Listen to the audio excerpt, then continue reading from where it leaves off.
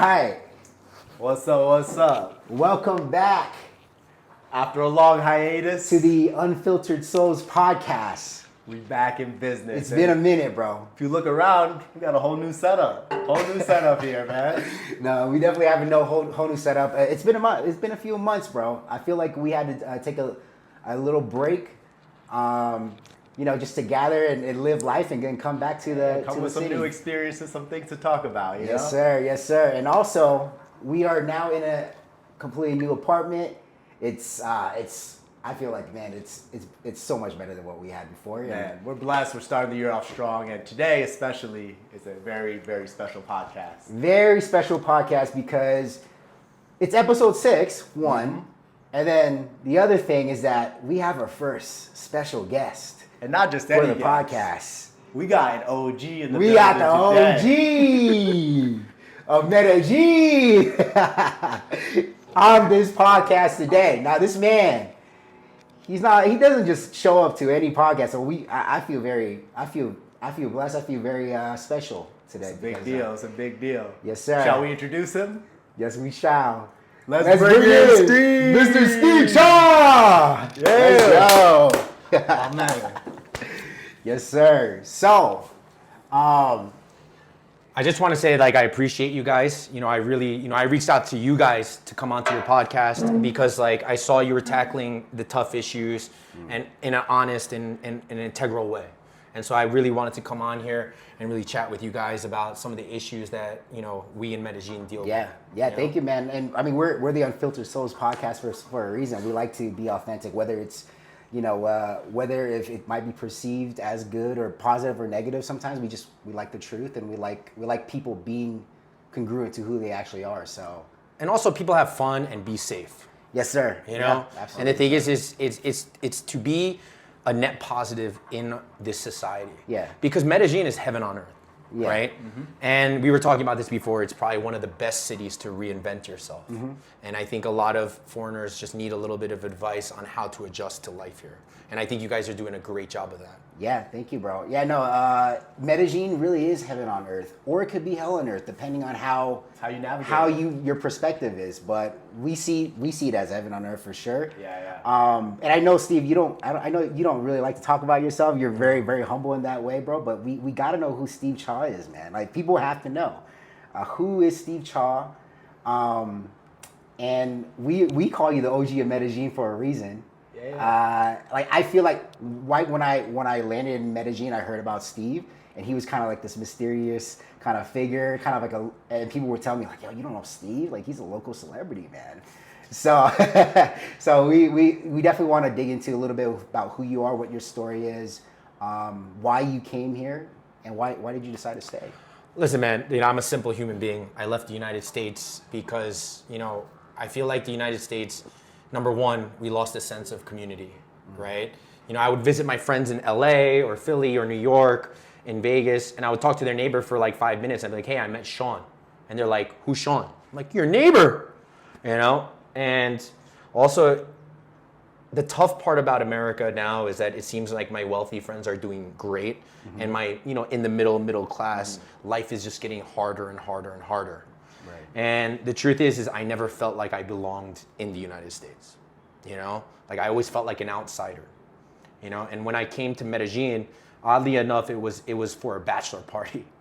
I convinced my friends' wives to allow them to Medellín. And I came here 3 days before to plan the party, make sure everything was right, hired security, went to checked out places and stuff like that. And I was supposed to, after the bachelor party, I was supposed to backpack South America for 3.5 months. Okay. I ended up staying in Medellín for 3.5 months, went back home, donated and gave away everything, and then moved down here 7 months later. Interesting. Wow. It's funny how we all have that similar story. It's some kind of a similar story, one-way ticket here. Well, obviously, Medellín, I mean, just from your story, Medellín had some type of impact on you, emotionally even. Why did, somebody who might be watching this might be like, why would somebody do that? Why would they just up and leave, I had great friends in the United States. It's not about that. But at my age, you know, I'm 43 now. At the time I was 38, all my friends were in their family stage. You know, they were having kids and, you know, like, you know, my friend, that became their priority. And so I needed to find my way. Right. And when I came to Medellin, like people will say, oh, you came here for, you know, the drugs or the women or whatever. And the thing is like the women is a big part of it. Like, I'm not going to lie.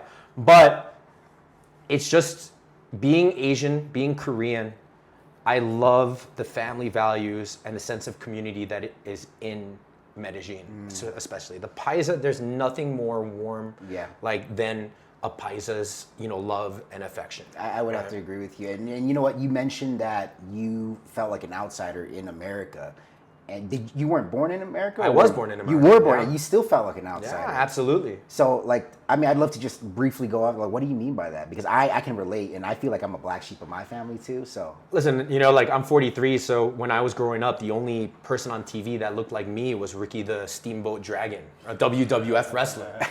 Right? And it's like wherever I go, it's always like, you know, chink or like, you know, people, I'm short and I'm small. So like, you know, people are testing you all the time. You know, funny enough is the only place that I never had issues was Philadelphia, in South Philly. I lived in South Philly for 2 years. And it kind of reminds me of Medellin. It's street. Right. You know, people don't talk shit because you could get hurt. You know, and it's the same thing with Medellin. It's like, yeah, there's freedom of speech, but there's also freedom of expression. And you don't want to receive that expression, you know? So how do you feel like you were received here? Like, you know, coming to Medellin, you talked about how you may feel like outside of state. So how did it feel like being received here by the Colombians? Bro, in 2018, Asian people were celebrities. You know, Koreans have done come up. You know, when I was young, nobody knew anything, but because of K-pop, you know, Parasite, Netflix, all that stuff, like people know when you're Korean, they literally just like want to talk like all this stuff. In America, people like when they find out you're Korean, they're like, I eat kimchi. I love kimchi. And I look at them and I'm like, I love McDonald's. You know, but here it's like they truly want to like learn about your culture, learn about like everything about it because they want to know if it's true or not. You know, there was a point where a lot of the girls here would Google like who are the most romantic men in the world, and for a little bit in like 2018, 19, like Korean men were popping up. Yeah. You know, I don't know how true that is, but you think it's because of the K-drama, like the K-pop? I think so. culture? I don't think that's particularly true, but who knows? But that was the perception, and so like, you know, it's a double-edged sword because, you know, whenever I'd go out to a bar, you know, they'll remember me 6 months to a year later. So I can't get crazy. You know? I can't get crazy. No, they'll like, remember me too. Yeah, right? they remember you. Like this, that's the bad side of it is like everybody knows who you are. So you have to be on your, you know, P's and Q's, like whatever. And then the other side of it is on the dating aspect of it, you know, I think it was a lot easier for Asian men. You know, in America, dating is you know, not more difficult, but I'm not 6 feet tall. I'm not blonde hair, blue eyes. I'm not the typical guy. You know, and now that I'm older, I'm very grateful for that because like I'm not the type of guy that walks in and a girl's like, oh my God, you know, I want him. Right. I'm more of an acquired taste where people get to know you. And I think here in Medellin, when I first came, I was just shocked. Right. You know, like I didn't even have sex for the first like 3 weeks. Like I was just like going out on dates and I was like, wow, bring me here.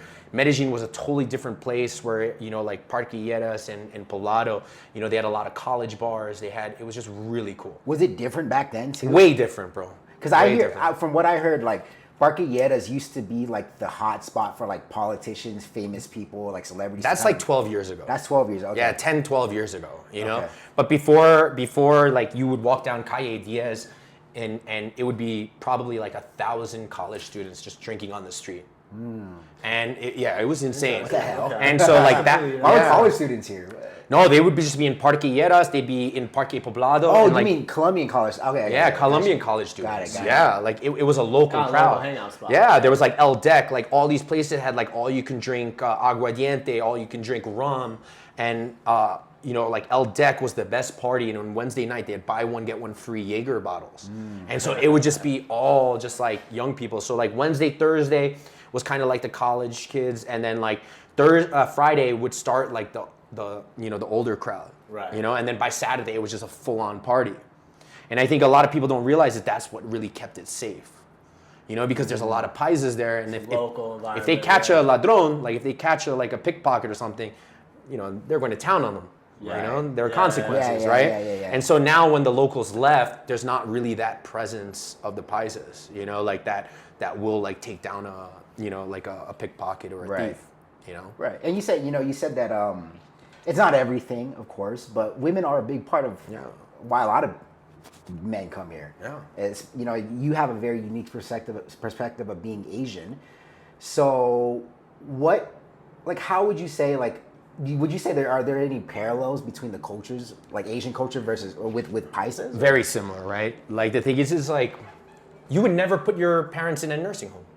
Yeah. That's a white people thing. Yeah, that is definitely That's a white people thing, that's definitely a white right? people Like the thing. thing is, it's My like parents here. would threaten me with that. Yeah. You better not put me on that. Like You gotta take care of me. Their 401k is literally us. Yeah. That's so true. Like there Yeah. are, so the thing is, it's like, and I try to explain it into two paisas, and this is how I explain it. And I say that America is a very young country, 300 years old. So it really doesn't have a culture. Yeah. The culture of America is really like money. It's mixed. It's a complete melting pot. It was never really defined. But like when you look at Korean culture, Yeah. Vietnamese culture, Colombian culture, it's very, 2,000 years old. Yeah. Indian culture, there is an inherent culture. Like I am Korean by blood, American by birth, but my culture is Korean. Yeah. Like the way I speak to, elders is definitely influenced by my Korean culture. I see.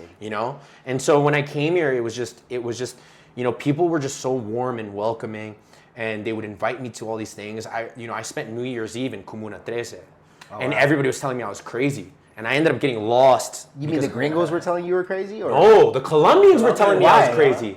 Because like it was dangerous. This is 2018, bro. Okay. This is at the end of 2018. So I'm going time, at huh? nighttime. Like nobody was going to Comuna 13 at nighttime. Yeah. And so like the Spanish school, they're like, don't go. I got lost. And these guys, these break dancers were actually like waiting for me at the bottom, but the Uber dropped me off at the other side of the hill. I go up. They're like, where are you? And I'm walking up this thing, and they have something called invisible barriers.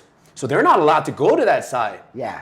And so they were like, "Oh my God, what are you doing?" Like blah blah. And I'm just fucking going in there, That's fucking hilarious. smoking cigarettes, just fucking Yeah, walking up, but you're a unique person that you're kind of a gangster, Steve. Like, Nah. you're kind of a G in the fact that you know how to move, you know how to act and you know how to move around different new territories.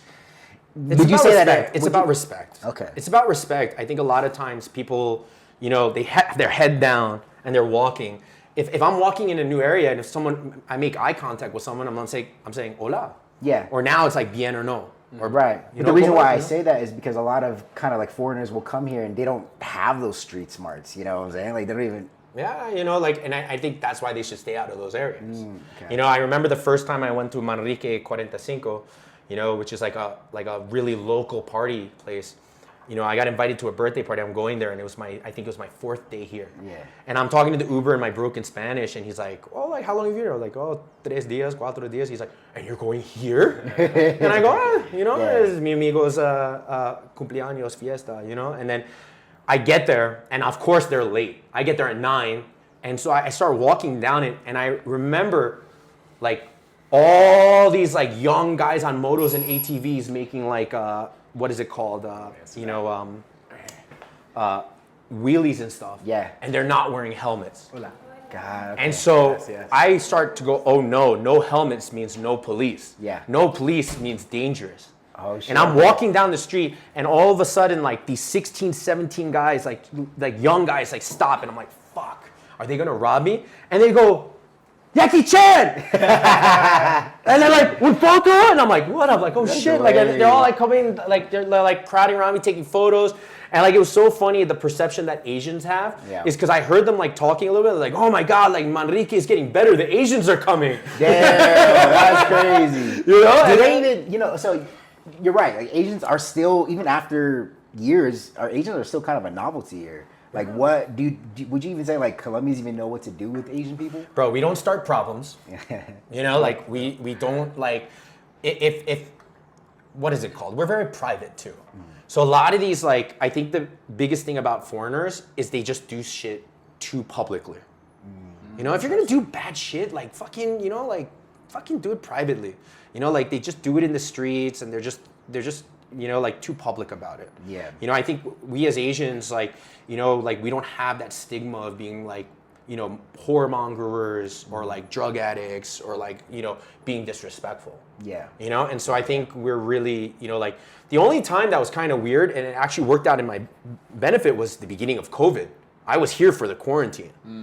So, bro, like I would walk down the street and people would part like the Red Sea. They thought I was the China virus, right? I was in Éxito, and this woman bumped into me. She turns around to say "Que pena," and she sees me and she fucking screams. But you know Damn, what's so funny about that is like Colombians are so authentic. Yeah. Like, Yeah, they don't care. Like they're just gonna react how they're gonna react. Like, oh, you eat dogs? Like that question come up. Like, Yeah. But that's something that's completely missing in, I would say, back home in America. There's just like a loss of authenticity. Like I love the honest reaction. Like that gives me something to like, that's real feedback.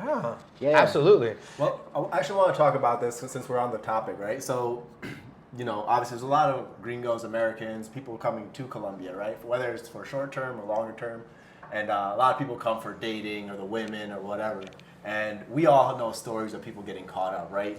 All of us know stories of people getting scoped, just horrible stories. So what are some of the common things, I guess, misconceptions that people have? So let's start off with no dar papaya, right? I think the gringo community has really labeled that as victim shaming, and it's not. It's a way of life for these paisas. Yeah. They live by it, and even in Bogota, and in tell us what Colombia. no dar papaya No dar papayas don't give papaya. Don't be a papaya tree, right? A Rolex is papaya, right? To all those foreigners that go to the ATM and walk out and then start counting their money in the street, that's papaya, right? Having like a Louis Vuitton bag is papaya, right? So the thing is like, even like when you have your money, is you should have your money like one big wad wherever, and then you should have smaller bills or whatever to pay for shit. But I'm shocked at how many people take out like 2 million pesos, which is 1.5 times more than a monthly salary for minimum wage. And then they just take it out, This is how I know we Asian, man. Because like this is the same. I thought about this way before I even got here. Like this is how we think. Yeah, like when I traveled the world, like I used to have like a little fanny pack that was underneath with my money and my passport. And like, yo, you're gonna have to get in my, my privates to fucking get my shit. Like that's it. Yeah. But I think it's like, I think when we look at it, it's because where does the advice come from, right? And I think when you look at it, it's not better or worse. But a lot of the 50 and older, right? They're the ones that are really behind a lot of the propaganda or a lot of the information that comes out, right? And a lot of the silent majority who enjoy Medellin and love Medellin are just enjoying life. Yeah. We're not on the forums, we're not on Facebook, we're not on Reddit, we're not on these places, right? And so really when you get advice from someone, it should be someone that's similar to you. Right? Because the thing is even when I get dating advice, I'm not going to take dating advice from a 6'3" blonde German guy with blue eyes who's fucking shredded and rich. That's not me. And I also wouldn't take dating advice from a 60-year-old, who's going after 20-year-olds. Walks of life. Yeah, exactly, sure. Right? And so no dar papaya, it's like don't offer something. Right. Because it will be taken. Yeah. And so somewhere along the lines, it got to victim shaming. But that's not the truth, right? And so there's a lot of things that you can do in dating, And I think one of the biggest failures that I've noticed with people that have gotten scoped or robbed, number one, they're always solo. In nature, what do hyenas and lions do? They separate someone from the pack, right? And whether it's due to scarcity or whether it's due to, they're afraid that someone is going to steal their girl or something like that, it's always good to have that core group of guys that you can go out with and keep each other safe, right?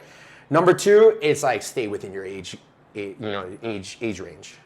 Like if someone's, I don't want to be derogatory, but the thing is, it's like if you're 60 and you're getting matches on Tinder with a 19-year-old, it's not for your looks, right? And so common sense. Right. And number three is just like, don't put yourself in bad situations. I tell a lot of people, if you want to succeed in Medellin, you should only have 2 vices. And women is a vice. So in my experience, when I've seen people that are gambling, drugs, and alcohol and women, it's like that's when their life spirals out of control. Yeah. And so for me, I've always had the thing, if I'm going to drink, I'm not going to do other stuff. because women was the one constant vice that I had dating and stuff like that. Yeah. You know? That's the hardest vice to get out, get rid of right there, bro. You get tired. You get tired and you eventually meet the right one, you know? And I think it's a balance. And we'll talk about that in a bit. Yeah. I know another kind of like parallel you mentioned to me in the past was the the similarities between Asian and Paisa culture is chisme. Yeah. And I mean, that kind of connects with just everything we were talking about. Like, how does that chisme work to your benefit and against you? Chisme, I think it's 80% gossip and then 20% your reputation, right? I think all these foreigners have these WhatsApp groups and they're talking about girls and they're doing whatever, and they're not either smart enough or they're not self-aware enough that these girls are doing the same thing. Yeah. And these girls are not talking about the good ones because they want to keep the good gringos to themselves. Like, I've seen it. You know, I was dating a webcam girl and she showed me a WhatsApp group. It was called Sexy Girls. And with like 150 or 600 girls in it. And they were just posting photos of gringos and being like, he's cheap, he's mean, he's grosero, like all this stuff. This is my first time hearing about this. Chisme. Yeah, like chisme, like Chisme happens everywhere, Yeah.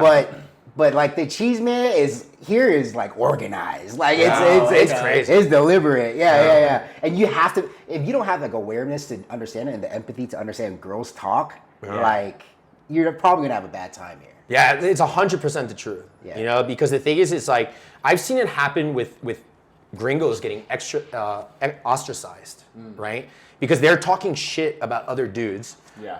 And telling these girls this stuff, and the girls are going right back to the guys that they're talking about and telling them and showing receipts, like screenshots. And I'm like, dude, like there's no coming back from that. Like, in no sense does talking shit about another man or woman ever make you look cool or desirable. Even if you win an argument, you're losing anyway. You're somehow losing in the back end. And What's up with that though? Like, it seems like for whatever reason, any of these nomad groups, it's just super toxic. It's always talking shit. Why do you think that's the case? And I've noticed it not just here. Like, I used to live in Playa del Carmen, the same thing. I think it's two Nothing about issues. it. I think it's two separate things, right? It's like what we're talking about with the chisme and like, you know, don't talk badly about people because it gets back to those people. I think those guys kind of label themselves as loners, you know? And a lot of times, like I've had relationships with them where they come to me for advice and I tell them, man, bro, at some point you have to realize like you're moving city to city and you're not enjoying your time. Maybe the issue isn't the cities, it's you. What's that quote? Wherever you go, there you are. Yeah. Like, you're gonna bring your problems anywhere with you. You know, like if you haven't fixed your internal world, it's a direct reflection of your external. So yeah, absolutely. And I try to tell them, it's like in any of my relationships, whether it's romantic, business, or whatever, I just try to be a net positive. Yeah. Right? And I'm shocked at how many people are just net negatives. Yeah. Right? They just suck your energy, they suck your time, they suck whatever it is, right? You've had those people. For sure. And a lot of them, like, they're very reactionary. Something super bad has to happen into their lives until they realize, you know, I have to change. And that's the sad fact about it, right? And I think when I speak to a lot of digital nomads, it's just put yourself out there. You know, start everyone at 100 and see how they treat other people and yourself, and then deduct from there. But I think too many people start people at 0 and then make them earn. Like, listen, like, I'm not special, you're not special. Like, nobody's gonna try to earn your fucking respect, right? Yeah. Yeah. Well, let's talk about being a gentleman then here in Medellin. Like, you've been in the dating scene here since 2018, so you understand. Like, what does it even mean to be a gentleman? There you go. Like, we got to define that. Listen, a lot of guys, you know. We live in this alpha, beta, sigma, I don't even know in a world. And it's so weird. It's like everything's. I don't understand it. It's like every date, whether it was in the United States or here, I would always send an Uber, make sure that they got home all right. You know, always, open the door for them. Yeah. Pull out their chair for them. You know, like, here, what's great about it is like when I would go on a date, I learned right away. It was like, okay, I'm not gonna ask questions or whatever. I'm just gonna be like, dress like this. Let me know what time I'm sending your Uber. Yeah. You know? And then that's what I would do. Like, dress fancy, dress down, whatever. Every one of my first dates was at the mall. You know, because I could control like, hey, what we ate, and then I could extend it or I could end it. You know, so we could go see a movie, we could do whatever, and it was in a public setting, right? Yeah. And that's more common to, you know, the dates here than like taking them out to a super fancy restaurant, and then by date 4 you're like, fuck this, like I'm gonna just, you know, and then it's like, why did you just downgrade me from that, you know? Yeah. And I think here, like Paisa women in my experience is like they respect like honesty, Yeah. right? And I think Yeah. honesty is like being very direct. You know, like it's just like, hey, are you seeing other girls? Like, you know when a girl likes you when she's like, oh, are you a tourist or are you living here? Oh yeah. And then the second one is like, Yeah. oh, solely like in sly ways, she's like, are you seeing other girls? She's future pacing. She wants Yeah, to know, you know? if you are an option long term or not. Absolutely. And she's like, you know, oh, are you seeing other girls? And then you know she really likes you when she's like, I'm not seeing any other guys. You know? Yeah, and yeah, then, absolutely. And then it starts like progressing, right? And so the thing is like, I really respect, you know, and honesty is even more like I want to talk about is like, I think a lot of the mistakes that men make here is that they say, I'm busy, right? I'm busy. When in reality, they're hanging out with their friends. And to a woman, like to my female friends that are Paisas, they feel that that's a lie, right? Or that they're secondary. Instead of just saying, hey, I'm going out with my friends. You Just know, say like, that. yeah, Yeah. just say that versus I'm busy. Because there's work busy, there's like life busy, and then there's like friend busy. And the thing is like that girl, like I used to tell every girl when it started to get serious, I'm like, my work is first, my charity is second, my friends are third. You're always gonna be fourth, you know? And literally like, they would always see me busy. And anybody that knows me knows that I'm 100%, you know, go throughout my day. So when they understand what busy is, and that's when they start to respect your time. True. And they're not late and they're not. Yeah, no, I you know, like in the beginning, I think every guy who starts dating here, they do experience the Columbia time syndrome, but for me, like over time, like the girls I date, they have been super respectful of my time, like because I make it known and I let them know why I respect my own time, and so they respect my time too. Also, there's a little thing here. It's like if you make a date for Friday, on Friday for Thursday of next week, you have to confirm. Oh yeah, you You have to confirm, 100%. because you can't just text them on Thursday and be like, "Hey, I'm sending an Uber," and they're like, "What are you talking about? You didn't confirm with me." Yeah. So there's little cultural nuances there. Like it's like, well, you make the plan on Friday, you confirm on Sunday, and then you confirm on Wednesday. Yeah. You know, and that's a lot of things that You learn a lot of this stuff in business too. Like if you want somebody to show up to an appointment, like gotta you gotta follow follow up. up and You gotta confirm follow that you're up. gonna be there. It's recency, you know, like all that stuff. absolutely. I mean, this all just sounds like good communication skills. You know, Yeah. just Absolutely, you know, and I think it's like, you know, I think a lot of the Paisas think a lot of the men are, a lot of the foreigners that come here are sex tourists, and I think a lot of the tourists, I mean, a lot of the foreigners think a lot of the Paisas are like criminals or like money hungry or whatever it is, Yeah. and it's just literally the 100%. too small percentage of the loudest voices. Right, there's always like right? that. Yeah. And that's the thing is it's the echo chamber of the loudest voices. It's not the majority. Yeah. Right? Because for every dude that I know that got scoped, I know 50 that are in happy relationships. Yeah. I know like, and I tell my people, I was like, listen, if you're around this circle, you got to change your circle. You know, there's a reason why all the cliques here are so private and so whatever. Like, it's because like, yeah, there is this element, whether it's criminal or whether it's just debauchery, right? And so they just want to stay out of it.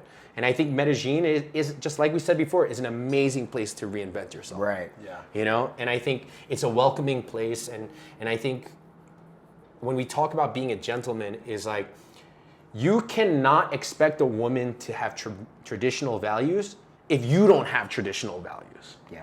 Right? Yeah, 100%. Like that's the biggest pet peeve that I have with this whole thing is like confirmation bias, that people hear what they want to hear.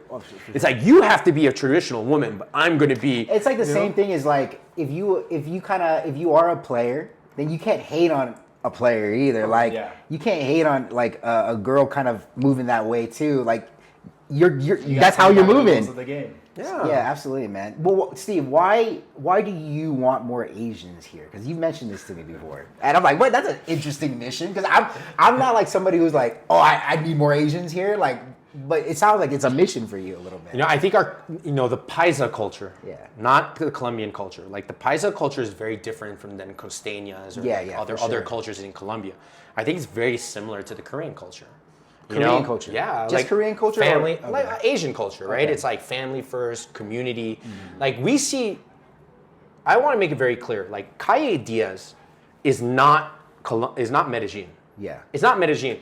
If you take time to meet the vendors and the prepagos and all this stuff, it's like you realize that it's a mixture of like, it's probably 95% Venezuelan refugees and displaced Colombians, right? It's not a lot of paisas. Yeah. You know, it's less than 5%. So it's not really a good, it's the Las Vegas Strip. Right. Parque and Calle Diaz is Yeah, Las Vegas. 100%. And if you go off the Las Vegas Strip, it actually becomes local. You know? It's just like in Vegas too. Like when you walk through the strip, you kind of know who the prostitute is. Like it's pretty obvious. Yeah, man, that's awesome, man. So you've had your fair share of dating experience here, and you've had multiple relationships as well. But you know, I want to talk to you about the woman in your life right now, Sarita. And I know you mentioned a good woman. And I want to know more about Sarita and how she fits into your life and the value she brings to your life, man. Listen, man, like, you know, I was eating all you can eat ribs on Calle Diaz, Yeah. you know, by myself, you know, because I'm a pig. Like, I just stuffed myself. And her and her friend, like, just stopped and said hello. I guess she'd seen me at parties and stuff. And basically, like, you know, like, I was like, oh, fuck. I was all, like, messy. And I was like, like, blowing it off. Yeah. But luckily, she had ice cream at the place next door. And after I was done, I went there. I said, oh, hey, like, you know, I'm sorry. Like, I didn't remember who you were. Yeah. And we talked. And it ended up being her birthday. Oh, it was her birthday. So I said, what are you doing? And she's like, oh, like, no plans. I was like, that's not nice. I was like, I'll take you out tonight. Nice. Yeah. Okay. And then, like, you know, everything went super fast, you know, and it was all the same shit. You know, like, it was always like, oh, you know, she knew I lived here, you know, because she worked for one of my friends. And, like, she's been a part of the gringo community and stuff like that. And it just happened very rapidly. Like, she stayed at my place for the next 3 months. You know, I met her little brothers, and then we moved in together. And then this year she got pregnant, you know, and it was just like. And this was all recent, that happening? Like when you bumped into her? Bro, it was all within 16 months. Dang, yeah. All within 16 months, bro. Yeah, because I remember, like, it wasn't that long after I came here that I think you just got out of a relationship. And then I saw you with Sarita, and it was just a beautiful thing. Like, But my previous relationships aren't really fair to, like, say, because, like, they ended because the girl left the country. You know, my first girlfriend lives in Spain now. My second one lives in the United States, and my third one lives in Germany now. Interesting. You know, and the thing is, it's like I'm not gonna hold back a girl or my partner from a better life. How does that happen, though? How does 3 of your girlfriends end up moving out of the country? Because I know, like, it's not necessarily the It's easiest girlfriends. thing. Like it's partner, right? It's like you like a girl you date or your girl that you know have like you know whatever is different than your significant other. Yeah. Right? And so the thing is, it's like, you know, a lot of men come to me for advice on women. I don't know why, but the thing is they do. And then the first question now, after God knows how many of these conversations, what does she do for a living, or does she go to school? And if they say neither, I go, I can't help you. Because I've gone through this so many times. And then it's like talk. And then it's like, she has no job. She's not going to school. Like, what do you expect? Yeah. Right? Yeah. And she doesn't have anything going for her. So there's nothing I can do that can help her. Right. I help him. Yeah. So, okay. So talk to us more about how she fits into your life, like because you mentioned before to us, like you used to have, you know, personal assistants and stuff like that, but then Sarita just does everything like that makes your life easy now, or Bro, like I'll tell you this about, you know, Sarita. It's like she moved in, and it was like, you know, at one point she said she's not gonna see other dudes, and I was like I'm so tired of dating. I'm so tired. I was like, I don't want to see any other girls, you know, because I was just so tired. I had lost my assistant who was you know, arranging all my dates and doing like 80% of my messages, you know, and yeah, I a was little like, system going on. yeah, you know, like, and the thing is, it's like, you know, and so basically, like, I was just tired. Yeah. And I was just tired, and I loved her little brothers, I loved her family, I loved her mother, and the thing is, it's like, you know, at some point, I was just like, you know what, like, you know, we're living together or whatever, and then when she got pregnant, I was like, what do you want to do? Yeah. And then at that point, I just went all in, you know? And the thing is, it's like, you know, I was never close with my parents and my family, and not my parents' fault at all, you know? Like, I was a bad kid, you know? And so, like, I want to break that cycle. Yeah. You know? Yeah, And the thing is like, her little brother is sleeping at my house right now. Okay. You know, like, they're taking care of the kittens and stuff. Like, I just hired him part-time, you know? And, like, I love having them around. And I never pictured myself having a family, but, you know, she's just such a good compliment to me. And, like, it's funny because she reminds me that I'm the man. You know, like, it's like, what do you want to eat? She's like, it's not my decision. You're the man. I feel like, yeah, that's so beautiful. Like, the best relationships I see, it's just that dynamic. Yeah. It's like your woman just kind of surrenders and trusts you to make decisions, and it feels right. Like, there's something just beautiful about that, I found. And I've seen, like, the best relationships, like, it's usually have that type of dynamic. Yeah, like, we have our ups and downs and stuff, but like, you know, I don't want to say too much, but the thing is, it's like, I just don't let, you know, like, if I was to give, this is probably the best advice I could give to, don't allow a woman to drag you into an argument. You know, especially a Latina woman. Yeah. And, like, I remember she would always try to pick these fights with me, and I'd be like, I love you. And I would just sleep on the couch. Have this conversation I would with sleep you. on the Let's couch. let the emotions process and subside, and then we'll have this conversation. God knows how many times I would just sleep on the couch, and then she would come out after like an hour and a half or 2 hours when I'm sleeping, and she's like, "Come back to bed." Yeah. Like, okay. You know. But that is a part of, like, the role of a feminine energy is to kind of challenge a man to see if she can pull you off emotion, like your center. That I think he is. He is my man actually going to be rock solid if shit hits the fan? You know, and obviously he is. So. Like, it's funny because her friends, now that we're deep in our relationship, like, her friends were like, yeah, you know, like, she used to always complain that I wouldn't fight, right? Yeah. There was one time that I learned all women were crazy. Right, and that was when I was 21. I had a girlfriend, you know, like, she was Asian, and she used to always go out. And then, like, at college, I kind of had a big personality too. So, like, she would be out and be like, "Where's Steve? Where's Steve? Where's Steve?" And she would always get upset, and, like, I was never jealous. Yeah. And then one day she comes home and she's like, all these other guys, they're jealous of their, you know, like, their boyfriends are jealous and you're not. And I go, what? Like, wait, what's going on? And she's like, yeah, this guy has been hitting on me, like, blah, blah, blah, blah, blah. Yeah. And I'm like, then I got really jealous, right? I was like, where are you going? Like, getting overbearing. And then she's like, you're too jealous. And so I complained to my female friends, and this is when I realized women are crazy. Yeah. Is they go, yes, there's a perfect amount of jealous that a man should be. No, it's not like that. But whatever she's feeling in the moment, if you somehow, like, were to buy into that, she'll flip-flop it right away. She'll flip-flop it. And it's like, this is why there's almost no winning. So, like, you gotta have to. Hence, you don't argue. You just realize there's no win there. No, I just, you know, like, you know, I did an emotional intelligence course, and one of the major takeaways was come from love.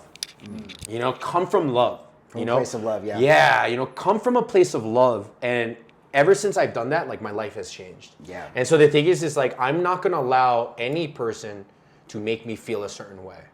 You know, like, it's different. In my office, I'm a killer. Yeah. If I hire a new employee, especially if they're Paisa, I tell them from one, like, do you want to make dollars or euros or pesos? And they say dollars and euros. And I say, well, you need that mentality and that work ethic. Yeah. And then I ask them from 1 to 10, how tough do you want me to be on you so that you can achieve that goal? And they all say like 199. Yeah, you know? And so I make them sign a thing that, like, I'm going to whip them into shape. You know? I love that. And so it's the same way I have in my relationship. Like, now, obviously, you know, my family and Sarita is number one with work because I have to provide. Yeah. You know? And I let her know exactly. I'm like, hey, my life is great for being single, but now I have a family. Now I have your family. Like, I don't want your mom working after 55. Yeah. Like, I need a plan. Yeah. Like, I need to like build a legacy for my kids. Yeah.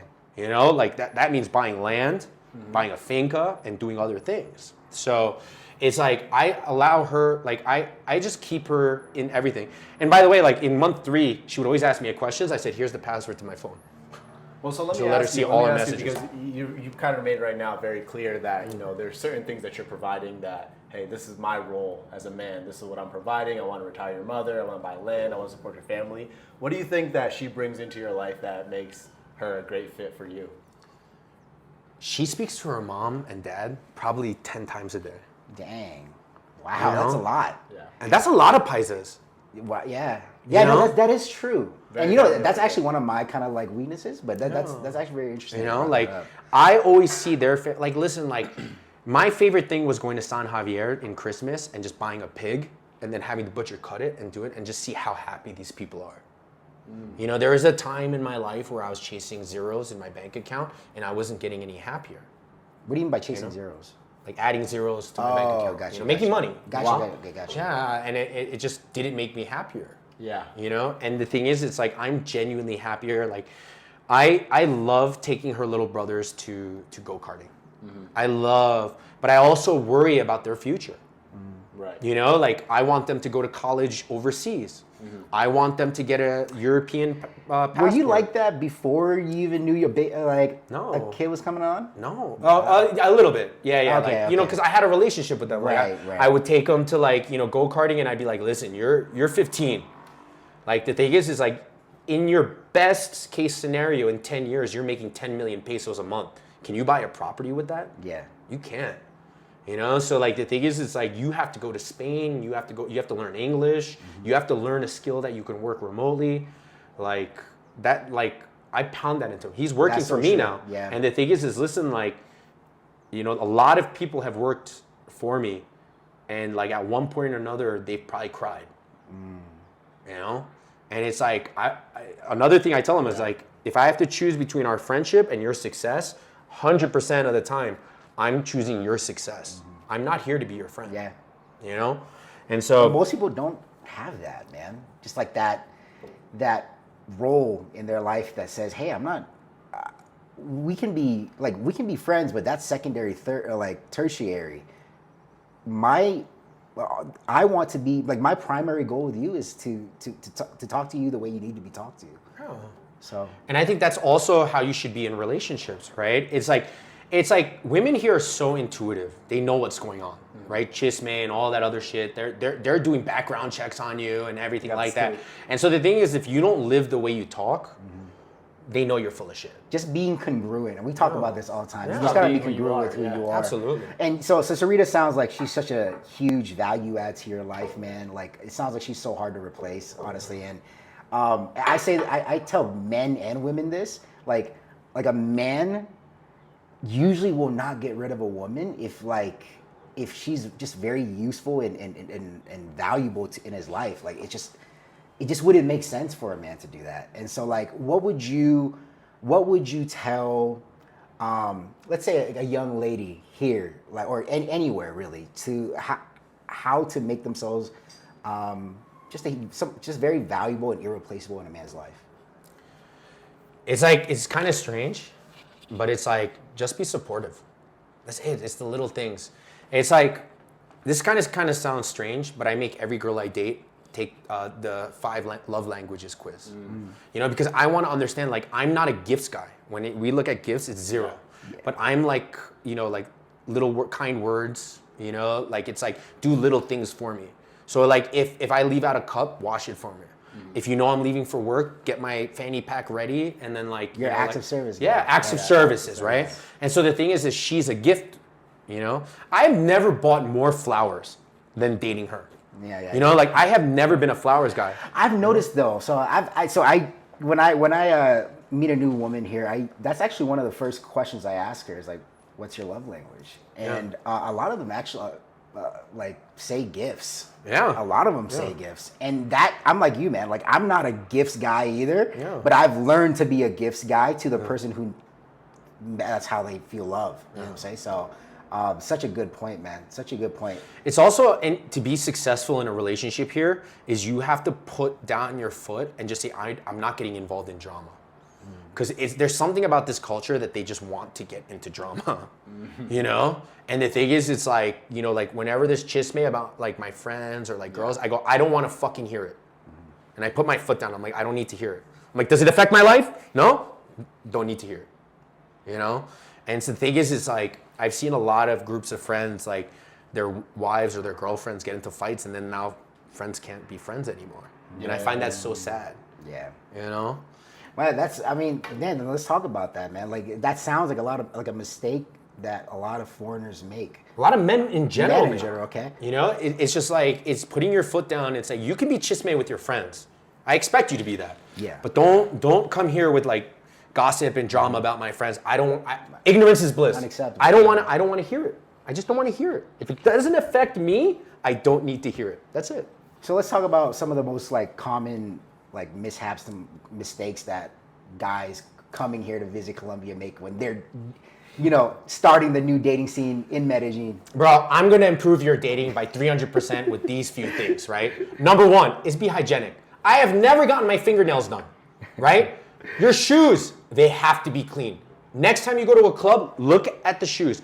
I have a video where I went around just with a flash and videoing, and you could tell who the gringos were because their shoes were dirty, right? Yeah. Yes, dirty shoes will cock block you, right?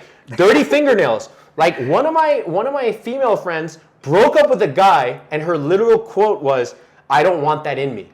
Fingers. Yeah, the dirty fingers, right? And that makes a lot of sense. She'll get a yeast infection, bro. Like, look at every paisa is like, they go out so well dressed, so manicured, like everything is clean, right? And I think a lot of gringos that I see are heathens, right?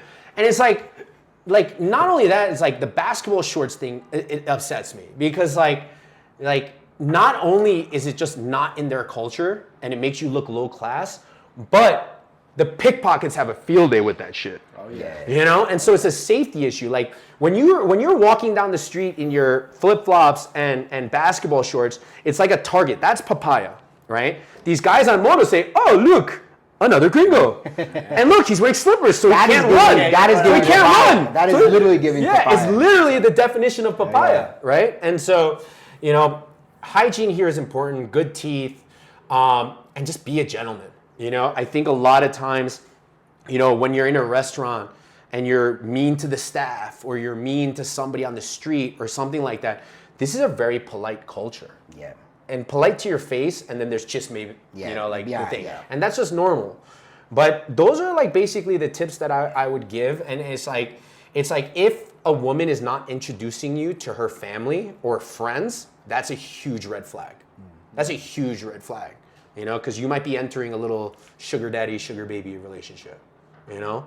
But the thing is, every girl that I've actually started to date would bring me around her friends and then slowly her family.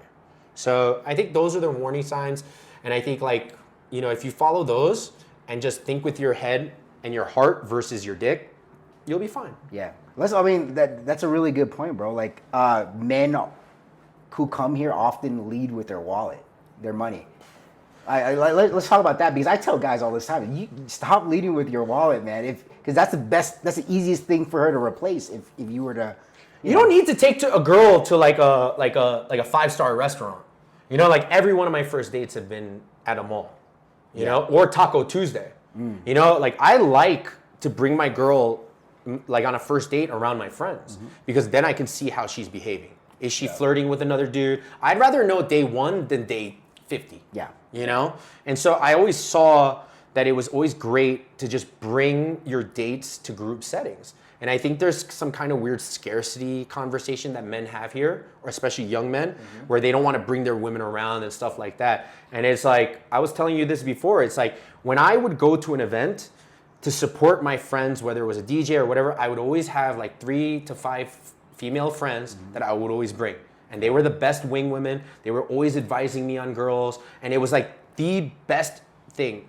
I've always had female friends. Yeah. You know? And women are just like social creatures by nature, man. Like the fact that you would invite her into your social circle or your group, and where she can see you in your natural setting with your friends, and then you can also see her. Like it's I feel like that's just the perfect setup environment for a successful Bro, my second girlfriend, I didn't know that she spoke fluent English until we were on the 3rd date.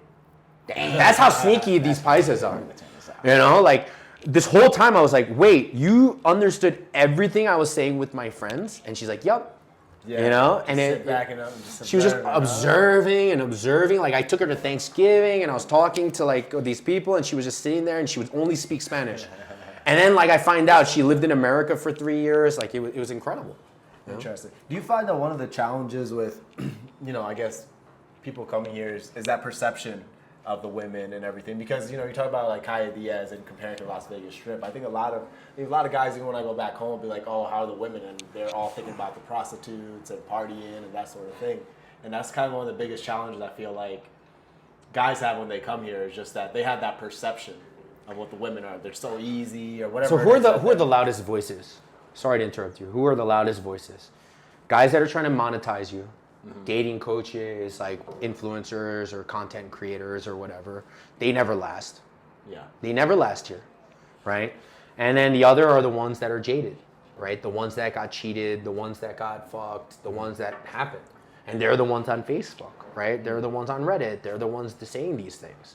But the thing is, it's like, listen, like, it's when it comes down to it, you know, men have to understand is that there's like 20% or a small percentage that are kind of predatory, right? Yeah. They're coming down here to hunt and don't realize that they're the hunters. Yeah. They're the hunted, Hunted, right? yeah. And then the other portion of them are just guys that stay here and they've been clean and then they just get a little lazy, right? Slip and up, yeah, you know, and then the rest is like, you know, like 60-year-olds that are with like 19. And then it's just like, what did you expect? Yeah. You know, and like you said, they're leading with money. And so, you know, I was living in a hostel during the pandemic, and I remember I was talking to this guy, and you know, he was like, you know, always asking me, you're not paying these girls? He's like, what, blah, blah, blah. And then he was dating a girl from a well-known bar, and then like, he started asking me these really weird questions, right? Like, how often do you have sex with your girl? And I'm like, that's kind of weird, you know? Yeah. And then like finally, like after all these weird questions, and literally like my hostel was literally 4 blocks from her work. Yeah. And she would only come over like, you know, twice a month or something, always on her period. And then I started asking him questions, and I find out that for the last 4 months, he's been paying her rent. He was, you know, paid for her driver's license. And then like when I asked him like, when's the last time you had sex? He told me 2 months, and I said, what are you doing? He was about to buy her a moto, right? And he was about to buy her a motorcycle. And I'm like, why are you doing it? Oh, she doesn't have time to see me. So if you buy her a moto, like now she has time. I'm like, dude, she works 4 blocks away. Yeah. You know? Yeah. And I don't know how to say Guys this. don't know how to filter women out like that. Like one of the first things I say, and how I know if she actually likes or desires me is, I just tell her, don't ask me for money. Like, please don't ask me for money. Like in the beginning stages, just don't do that. And if they're still around, bro, like at least she has some type of interest in you, like genuine interest in you. But so many guys, like the moment they land is like money, flashing. I know too many of them. They tend to always leave with their wallet, their money, and like next thing you know, a week, 2 weeks later, they're replaced. But I'm also very frugal. You know, like I know all the places that are 2 for 1. Yeah, I'm like 2 for 1. You know, like I'm like, you want to go get wings? And she's like, why, is there a special there? Yeah. And I'm like, yes, of course. You know, like it's like I'm not wasteful with my money, and I respect my money. Yeah. And the thing is like every paisa that I've dated, like I'll give you an example with Sarita. So for business, I have 6 lines of Tico. Mm-hmm. And for some reason, in true Colombian fashion, 2 of them were 2 mil more than the others. My fiance. That's a problem right now. Yeah, it's just don't read it. Charge me extra. Yeah, like they just charge you extra, like 2 mil. She goes, this isn't right, and I'm like, don't worry, it's just 2 mil, like each, just 4 mil, like it's not worth it. She spent 3 hours on the phone with them to figure that out. You know, like That's beautiful. God, like that is valuable to a man's life. Like I'll tell you this, is like we just went to Santa Elena with the family, right? And she made me take a bus because a bus is only 6 mil per person. So 5 of us, 30 mil. I was like, a car will only cost us like $400K round trip, and she's like, that's too expensive. You know, it's like they have like their family I love those pricing. girls. Yeah, like she's not just trying to take money from you; she's trying to save you. Money. Yeah, like that. I love those girls. Naturally, I want to be around because they're just like. You're really actually trying to help me out. If a vendor in Cartagena is trying to rip you off, they're just like, what? They're like, no. Like, that, what? Like, they're like this. Like, you know, like that's a very important trait to have. Because Paisas in general, are like, again, no dar papaya. They're sharp, especially when it comes to money. Mm-hmm. You know, like you see them at Éxito, they fucking scour every receipt. Tickets, That's why lines are so long. It's because they're just looking at that shit, you know? Okay. So, well, I want to hear a little bit more about. We haven't really talked about scoping, but that is a huge issue here. Like, not really. You know, well, it's a huge issue in the fact that like I hear too many stories. So let me tell you this, right? So say on the high end, three foreigners are getting scoped, right? A day. That's 1,000 a year. 1.4 million people visited Medellín last year. Yeah. So the thing is like now we have to look and say, okay. It's not the whole population of tourists that are coming out. Like couples aren't getting robbed. Couples aren't getting scoped. Yep. Maybe once in a while. But like we have to determine it's like, okay, who are the high risk candidates, right? And it always comes down to the people that are cheap with time or cheap with money. How many people have you heard get scoped or robbed at La Isla or any strip club? Zero. Yeah, zero. Doesn't happen. Right? Yeah. So they don't want to spend the money, right? Or they don't want to spend the time. Right? Every story goes, I met her on Tinder. She wanted to come to my house. They go out for the street dwellers. They go out for the street dwellers. And so tell these guys how to avoid that. Yeah, don't be cheap with your time or your money. It's if you're going to invest in a safe place. That's it. Yeah. Like, that's what it comes down to. They're cheap with time or they're cheap with money or they're cheap with both. It's almost like if it sounds too good to be true, like if a girl just wants to come back right to your place, like maybe you should be skeptical a little bit, you know? Listen, man, like I'll tell you a funny story. Like my girl won't like this. Like I was at El Social, and like this was my like second or third year here, and like I'm talking to this girl. She speaks like 30% English, and she's wearing shoes, right? Because hookers wear heels, right? And so like she was wearing shoes, and we're talking, and like. Oh, so everything's going on. I bring her back to my place, and we get into my room, and she's like 150,000, and I go, oh shit. So I'm like, here's 50, please leave. Yeah. And she started flipping out, and she tried to knock over some stuff, but she ended up leaving. And the thing is, it happens, right? Like I thought she was a civilian, and like the way she was dressed, and the thing was. It happens a lot. Yeah. Like you'll meet a girl, and then she'll review that she's a propago. Yeah, like at my house, at my apartment. It's like their bait and switch tactic. Yeah. And so like the thing is, it's like it can happen, but now it doesn't really happen because now like I try to meet people within our social network, you know, at least within 3 degrees of separation. Yeah. Right. And so it's kind of funny. It's like I tell dudes this all the time. It's like I don't care if you've seen this girl or whatever. I don't give a shit about her history or whatever it is. But I feel like a lot of dudes like they don't understand the crossover of dating. Yeah. It's kind of like high school here. Yeah. Right? And the thing is, it's like so many dudes, they take it out on other dudes, and I'm like, bro, like that's not his fault that your girl was out on you. Yeah. You know, and it shocks me how many dudes deflect the anger to the dude when that's his objective. Yeah. You know, and then it's like that's dude. The guy did his job. He did his job as a man and talked to her. Yeah. Like if your girl didn't respect you enough to not do that, then that's a whole separate issue. But more times than not, they stay with that girl. Oof. You know, like you know this and you know this. It's like it's crazy, bro. You know, and it's always good to see how they act in front of other people.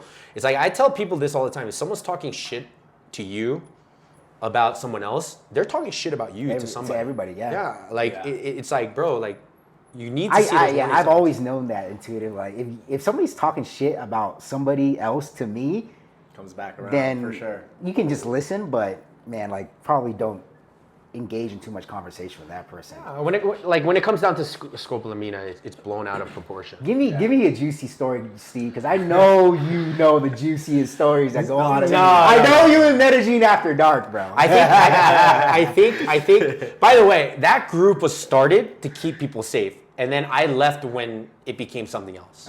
You know, like the thing is, it's like somebody has to protect these dudes and whatever it is, but I'm just not going to be involved in stuff that I don't agree with, you know? And that's always been my motto. Same. I was added to that too, but I left. Yeah, you know? But I think I think the most misunderstood thing about Medellin is no dar papaya. So I'll tell you a couple of stories about, you know, when we had a friend who's been here for 7 years and he forgot about having his Rolex when he left the airport, right? And he gets out of his Uber to get to his Airbnb, and within 30 seconds, two guys on moto rob him and take his Rolex. Crazy. They go after his Rolex. So he's like telling me, he's like, oh, I think it was the Uber driver. I'm like, no, you got made at the airport. Yeah. You got made at the airport. They followed you, Yeah. and then boom. They don't understand this. Like, one of my boys came to visit, and he insisted on wearing his Rolex, and I'm like, bro, you need to. You're putting everybody else in danger. Yeah. But you're definitely putting yourself in danger. You don't realize how organized it can be. You're here. marked right away. And he's like, no, I want to be free. I didn't get rich to not enjoy my life and be free. I'm like, bro, This is why you don't have the street smarts, man. American thing, you know? So he finally got it, and he finally put it away. Yeah. But it's like, dude, guys really don't fucking understand that. They don't understand how organized crime is here, right? It's more organized than like the big corporations. And so the thing is like I can't prove it, but I have a feeling that a lot of street vendors, a lot of people are lookouts. Yeah. You know, like they know when you have an iPhone. Like I don't have an iPhone by design. This looks like a cheap Huawei phone. It's a Pixel. You know, so whenever I take it out, I don't give a fuck. I make my phone look as ugly as possible. Yeah. It's like, it goes back to no dar papaya, right? You know, I think, you know, I have a friend who is 6'6", like Viking looking dude. Yeah. And he was wearing his Rolex, and they came and shot him in the head with a .22. And didn't even ask a question, didn't tell him to go. He was just a big dude. And I think a lot of times when you meet these big guys, they're like, who's gonna come after me? Yeah. And I'm like, well, think about the crazy dude that's coming after you. Yeah. You know, like people forget a $15,000 watch is what, like probably close to, you know, 70, 80 times the minimum salary here. Yeah.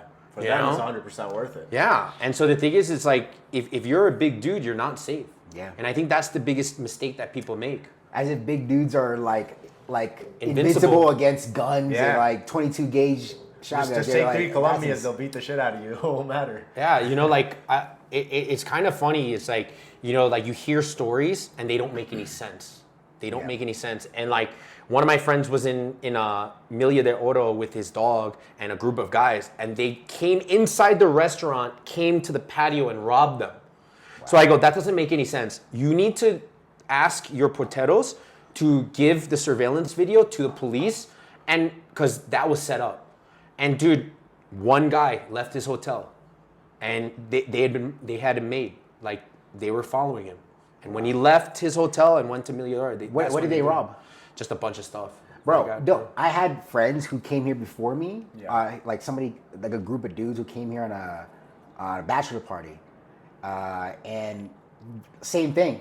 They left their Airbnb. When they got back, everything was robbed. Laptops. Yeah. Like, it's like, that's insane. Like, guys really are so oblivious to this shit, man. It's so organized here, and I think people don't understand it. It's like 4 years ago, I got in a bit of trouble because I was trying to raise the red flag of crypto robberies. Mm-hmm. You know, like there was a guy that lost his life, you know, rest in peace. And there was a guy that got kidnapped. And then consistently, I think within like a 60-day period, they hit all those crypto guys because these guys were like, you know, flaunting and doing shit. And they were just collecting data on you. They were collecting data on you and they got you. And so the thing is... What were they stealing?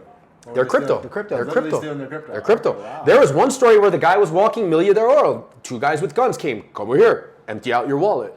You know, like. But what do you mean? What do you mean by you kind of raised a little heat here? Like I was sharing like this thing and telling everyone, hey, be careful with your crypto. What's going on? Yeah, like be careful about it. And they're like, stop fear mongering. I'm like, bro, like you guys are in trouble. Yeah. You know, like when the crypto bros first came to Medellin, they were fucking. I know somebody who got their crypto taken too, man. Yeah. Bro, hundreds of thousands. Yeah. Like it's like, bro. It happens all the time. And he got scoped too. It's like the same kind of like traits. It's a similar story. Add It's always a to- similar story. Yeah, but you know, you once shared a story with me too, about how organized that crime here actually is, and like it made me realize, like, damn. It gets scary, right? So like, I dropped my Beats by Dre headphones, $200 headphones on the street, I guess, when I was going to the gym. This is when I was going to the Hotel Charlie gym. And 2 days later, some vendor comes up to me and goes, hey, we heard you're a good person. Here's your headphones. I go, what the fuck? That's crazy. So then I start asking like my Paisa friends, and they're like, yeah, if they steal something worth over something, they want to know where they stole it from. And apparently they knew who I was. So I was like, fuck, man.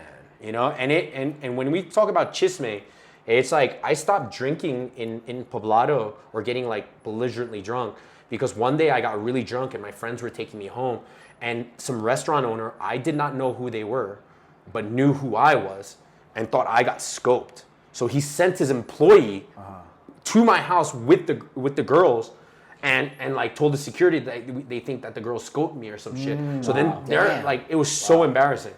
And I just got really drunk.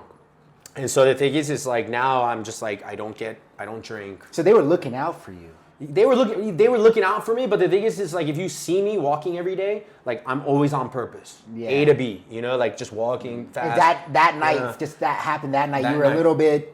No, I was a lot. Yeah, I was a lot. My friends were taking care of me. But Asians get drunk, they get drunk. Like that, like I'm the type of alcoholic that doesn't drink every day, but the thing is when I start drinking, I can't stop. I'm very, very, I talked to you this about Nas too. Yeah. I haven't drank since September 16th. Like, because I know that about myself. Like if I drink, I'll go in. It's like I almost don't even realize I'm drinking. Bro, like like those 40s. Like my girl will say, "Oh yeah, just take one beer," and I'll drink it within like 5 minutes, and she'd be like, "What the hell?" Like everybody's like drank this much, and I just drink. Yeah. I'm like that too, man. And Maybe so it's an Asian thing. I don't know, but Might be. yeah, man. So, but a lot of the people who are actually coming here to Medellin, a good amount of them are tourists, obviously, but a lot of them are actually digital nomads coming here to live for longer periods of time. What would your tips, advice be for a newcomer, a new digital nomad coming here, be to adjust socially here? It's funny because I have content that's coming out that's solely based on how to adjust to the social life of being a digital nomad. And I think, I've had a lot of experiences of people who've been successful. And I think the number one thing is finding your core group of guys or women. Nobody talks about this, but if you look at like the women of color or the black women of Medellin, look at their content. Medellin's so safe. Like Medellin is this. Medellin, like I love Medellin. It's beautiful. Is because they're utilizing Medellin for the proper way. Yeah. Because women inherently have to always be worried about their safety in other countries. Yeah. So they actually are like, in my opinion, the most thriving. The women of color here. What do you mean by deriving? Just like Thriving. Thriving. Women that come here like as to live here. Yeah, the melanated group here, like the melanated group, like black, like look at their content. It's crazy. They're walking down Laudes and like, I love Medellin. It's so safe here. And I'm just like, it's like they're having the fucking time of their lives, bro. But they're utilizing it for the women are community builders, right? Yeah. Women are community builders, so they're building all these dope meetups, communities, dinners, like all this guy. Yeah. And dudes is like all the dudes are lazy and they're like, oh, I'm a loner, I don't need anyone. And it's like if you don't have that core group of like men, like I think your life is going to be very tough. So what are some ways that guys can kind of meet the kind of people that will be beneficial to their lives? Yeah, like create the situations. Like there's a lot of meetups here, and it's like make your opportunity. Like Rob created Taco Tuesday, and like other people have these meetups or dinners and stuff like that. And just start everyone at 100%. And we're such a small community. It's like you can do a background check on anybody. That's so true. Everybody kind of knows each other. Everybody kind of knows each other, and it's like, whatever. Like it's always dope. But I think for like a digital nomad is just, find that tribe, and always try to be a net positive in any situation you are. It's such a simple thing, but it's like you're either a net positive or you're a net negative. Oh yeah. In your community, in your friendships, in your relationships, and I always strive to try to be a net positive. Am I perfect? No, but I always try to do my best to help. And like a lot of people think I'm jaded, but the thing is like you're not the first person I've had a conversation about this with. And that's why when someone's like, hey, I need advice about a girl, does she have a job or is she in school? No, I can't help you. It's usually those, that's great qualifying questions because it's like, if she doesn't have a job or she's not in school, she's typically doing something else. Yeah. And like, I don't want to be rude, but it's like, I know where this is going. Yeah. You know, it's just going to be a circular thing where it's like, you're going to make excuses for her. And I'm just like, I can't help you. I'm sorry. You know? Yeah. And so some of them get the picture and they don't. But the thing is, it's like, it's what I always told like my friends and everybody, like younger men, is like, I don't want a woman who doesn't work. I want to retire my wife. Yeah. You know, I want to retire my wife. And not just that, but she has to be like at least somewhat competent, like in the world, like valuable. Because like this is what jobs teach you, is to teach you skills. Like being in school too, teach you to become a valuable person of society. And you know, if she can be valuable to the marketplace, to society, to the community, she could probably be valuable to your life too. Absolutely. And the thing is, it's like you set the tone for it. You set the tone for it. You know, if you're not studying Spanish, why would she study English? Yeah. You know, like if you're not busting your ass and working, why is she gonna work? Yeah, true. Majority of the girls I meet here that see I'm studying Spanish, like they're also making an effort to learn English. 100%, because they're gonna follow your lead. Yeah. You know, like it's like my girl is learning to cook now, and it's the sweetest thing. Oh, that's sweet. You know, that to me that means more than anything else. That's so awesome because it is true. Like a lot of Paisa women don't know how to cook here, at least the younger generation. And I'm even like trying to teach them because it's like, I know it's not even about being like a chauvinistic man or anything. It's just like, girl, this is a basic survival skill. Like, you know the biggest thing that upsets me here? What's that? This culture does not understand mold.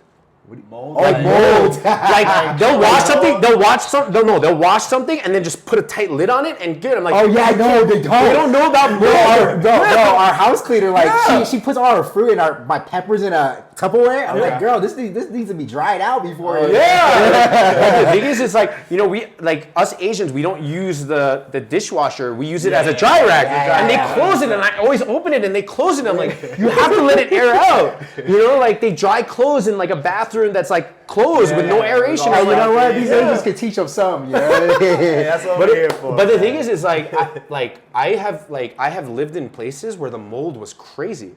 Like Selena got bought out, but I was living in Selena for two years, and I was paying $320 a month for a studio apartment with a private bathroom. That's crazy. That's so cheap. Yeah, that was so cheap. You know. This was back when? 2018, 19, all the way. That's, you know, like, and then at the height of the real estate bubble in June of 2022, they were charging $1,800 for that room. Man, we came late to the party, man. Bro, you guys came way too late. Is there like any validity to people saying like gringos are coming here and they're raising the prices? And No, because like the thing is, it's like there's been studies done. You know, I posted it on Reddit under my real name, and it was like, if you look at the inflation in Manizales and Pereira and other cities, it's the same. You know? Yeah. But what did end up happening is that, you know, during the pandemic, you know, 50 to 70% of all Airbnbs and hotels, hostels went out of business. So when, in September of 2021, when the country reopened and was on every top 10 list, you know, and it was number one on a lot, you literally had 3 times the amount of people coming with 30% of the supply.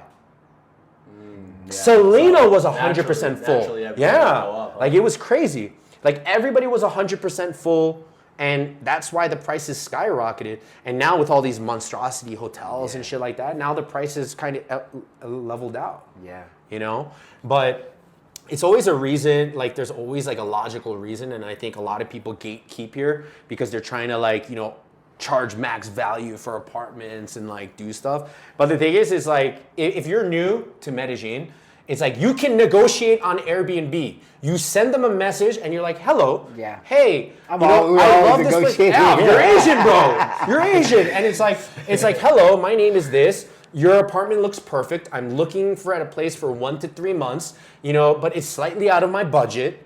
You know, would you take this? And you know, you can get up to 35% off.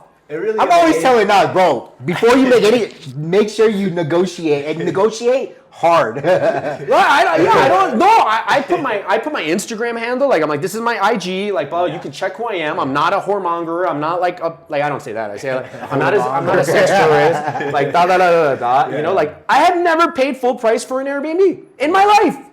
You know, so the thing is like that's the biggest tip is negotiate on Airbnb. They will send you an offer right through the message and you can accept it or not. And you just copy and paste and send it to like 20. Yeah. You know, that's what we were doing before we found this spot, 100%. and then we just landed on this spot. Yeah, we got great deals. So about finding, by the way, let's go back to the finding the tribe thing. Yeah. Do you think that there's a sweet spot to how many people to me, tribe? like, just being an observer is I think 4 to 5, right? Because at 4 to 5, you're splitting costs for like, you know, vacations and other stuff is actually like some of like, it's been max value, right? And for me, it's more about like, you don't know your blind spots. Yeah. Right? And you need people that challenge you, that you can look up to, and it's just a circle. True. You know, like we left our home, right? We left our home and we left like our friends that have always had our back and stuff like that. And I hope the younger generation of digital nomads like tries to recreate that. And it sucks to be the first person to really, you know, trust someone. Yeah. Right? But it has to start that way. And in my experience, I'm always nice to people because they try to take advantage of you early. You get to see who people are when you're just nice. They take your niceness for weakness or stupidity. And I do this with girls too. Yeah. You know, like one of my favorite things to do was like, hey, you know, here's 50 mil, keep it. It's for emergency taxi or whatever if you're ever with me. The girls that spent it, like I couldn't trust them. But the girls that were like, hey, I need this for a taxi emergency, 17 mil. I'm like, okay. And then they're like, and then it's done. I'd be like, okay, here's another 50. You know? Yeah. But the thing is, it's like if, you know, it's kind of like reverse papaya, right? It's like if you're just really nice to people, they try to take advantage of you, especially in Medellín. And I will tell you this, doesn't matter if they're gringos or if they're paisas, every scam starts with a girl. Every scam. And if some dude is throwing a party with like a ton of girls, why? When have you ever known a guy that wants to share a party with girls? I've heard about these parties. Like, you know, like what, in what world? I heard about these parties where guys will go. No, I'm just jealous. Like, what is it? I don't understand. Like, when have you ever seen that shit? I throw the best parties in Medellin. There's like a bunch of girls that are prepagas and shit. It's like every scam starts with like your dick. Like if you're a man, you know, like the thing is, it's like, and to really have like foreigners enjoy is like, I'm fascinated by the melanated group, like, you know, like the females, like the black female groups here, because they just have such a tight-knit community. You mean the Colombian black men? No, the foreign. Oh, okay. They're the ones that are crushing it here. They're the ones that are crushing it here. Yeah. They're the ones like they're these like, whoa, the life is good on fucking TikTok and shit. And they're like, wow, this is so safe here. Like it's so awkward. But I said, hey, can I ask you like, why do black women like adjust so well to here? And they explain it to me, and I'm like, oh wow, that makes a lot of sense, you know. And so I'm telling you, like. From 2021 to now, I would say that like female expats here is probably like at around 30%. Really? Yeah. It's growing? Yeah, it's growing, bro. Like it's growing. I definitely have met a few now. And they're succeeding. They're more in the Laureles area. They're like more budget and more community focused. They don't want to live in like a They want nice restaurants around, like restaurants to walking. go to. They want like a nice like you know like homey feel. But like I remember the first time I saw this literally like, oh my god, life is great. She's walking at 1 a.m. In Laureles, and she's like, oh, it's so safe here. Like there's a great Jamaican spot in Laureles. Jamaiquita. That girl, like that girl, bro. You know, like. There's something about it that I think we can learn from, and it definitely has to do with like, you know, common sense, being safe, and also building a community. Yeah. Speaking of the community aspect and the women here in Medellin, like let's talk about how important it is just to have female friends that are from here. There's nothing sadder than like a group of like 7 guys that come. Like, oh my god, bro! When they rolling deep, bro. It's like, bro. It's like, who comes to their friend's birthday bash or, that's why people don't throw events anymore. Yeah. It's because nobody wants to like contribute. Yeah. Like the thing is, it's like, I don't know, maybe it's because I'm Asian or something like that. It's like, hey, like, I'm having a dinner party. Hey, what can I wrap you?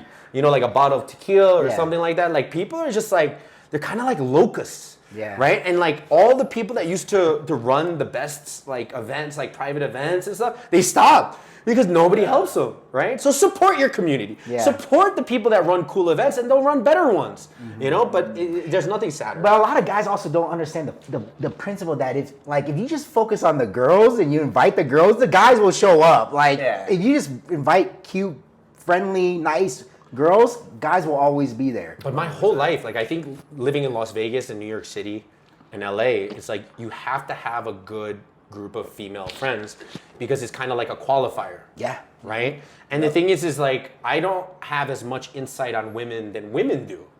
And so like I always went to my female friends for advice, especially in Medellín. Is this normal or whatever? Bro, I learned everything from women. Really, I learned so much from women, and it's just from hearing them have their own conversations and having conversations with me, and like having their own separate conversations. I'm just like listening in. It's just like, man, they got it down. Social creatures. They're social creatures, bro. man. But it's so important because like even your friends will disagree on things. Like your Paisa friends will disagree on things. Like I was dating this girl. And like, we went on a couple dates and right after the first time we were intimate, she leaves and then she sends me a message and says, oh, can you pay for my nails? And I go, how much are your nails? And she's like, $120K. And I'm like, huh. I'm like, you know what? Like, I'm not a sugar daddy. And it like translated was like Azuka Papi.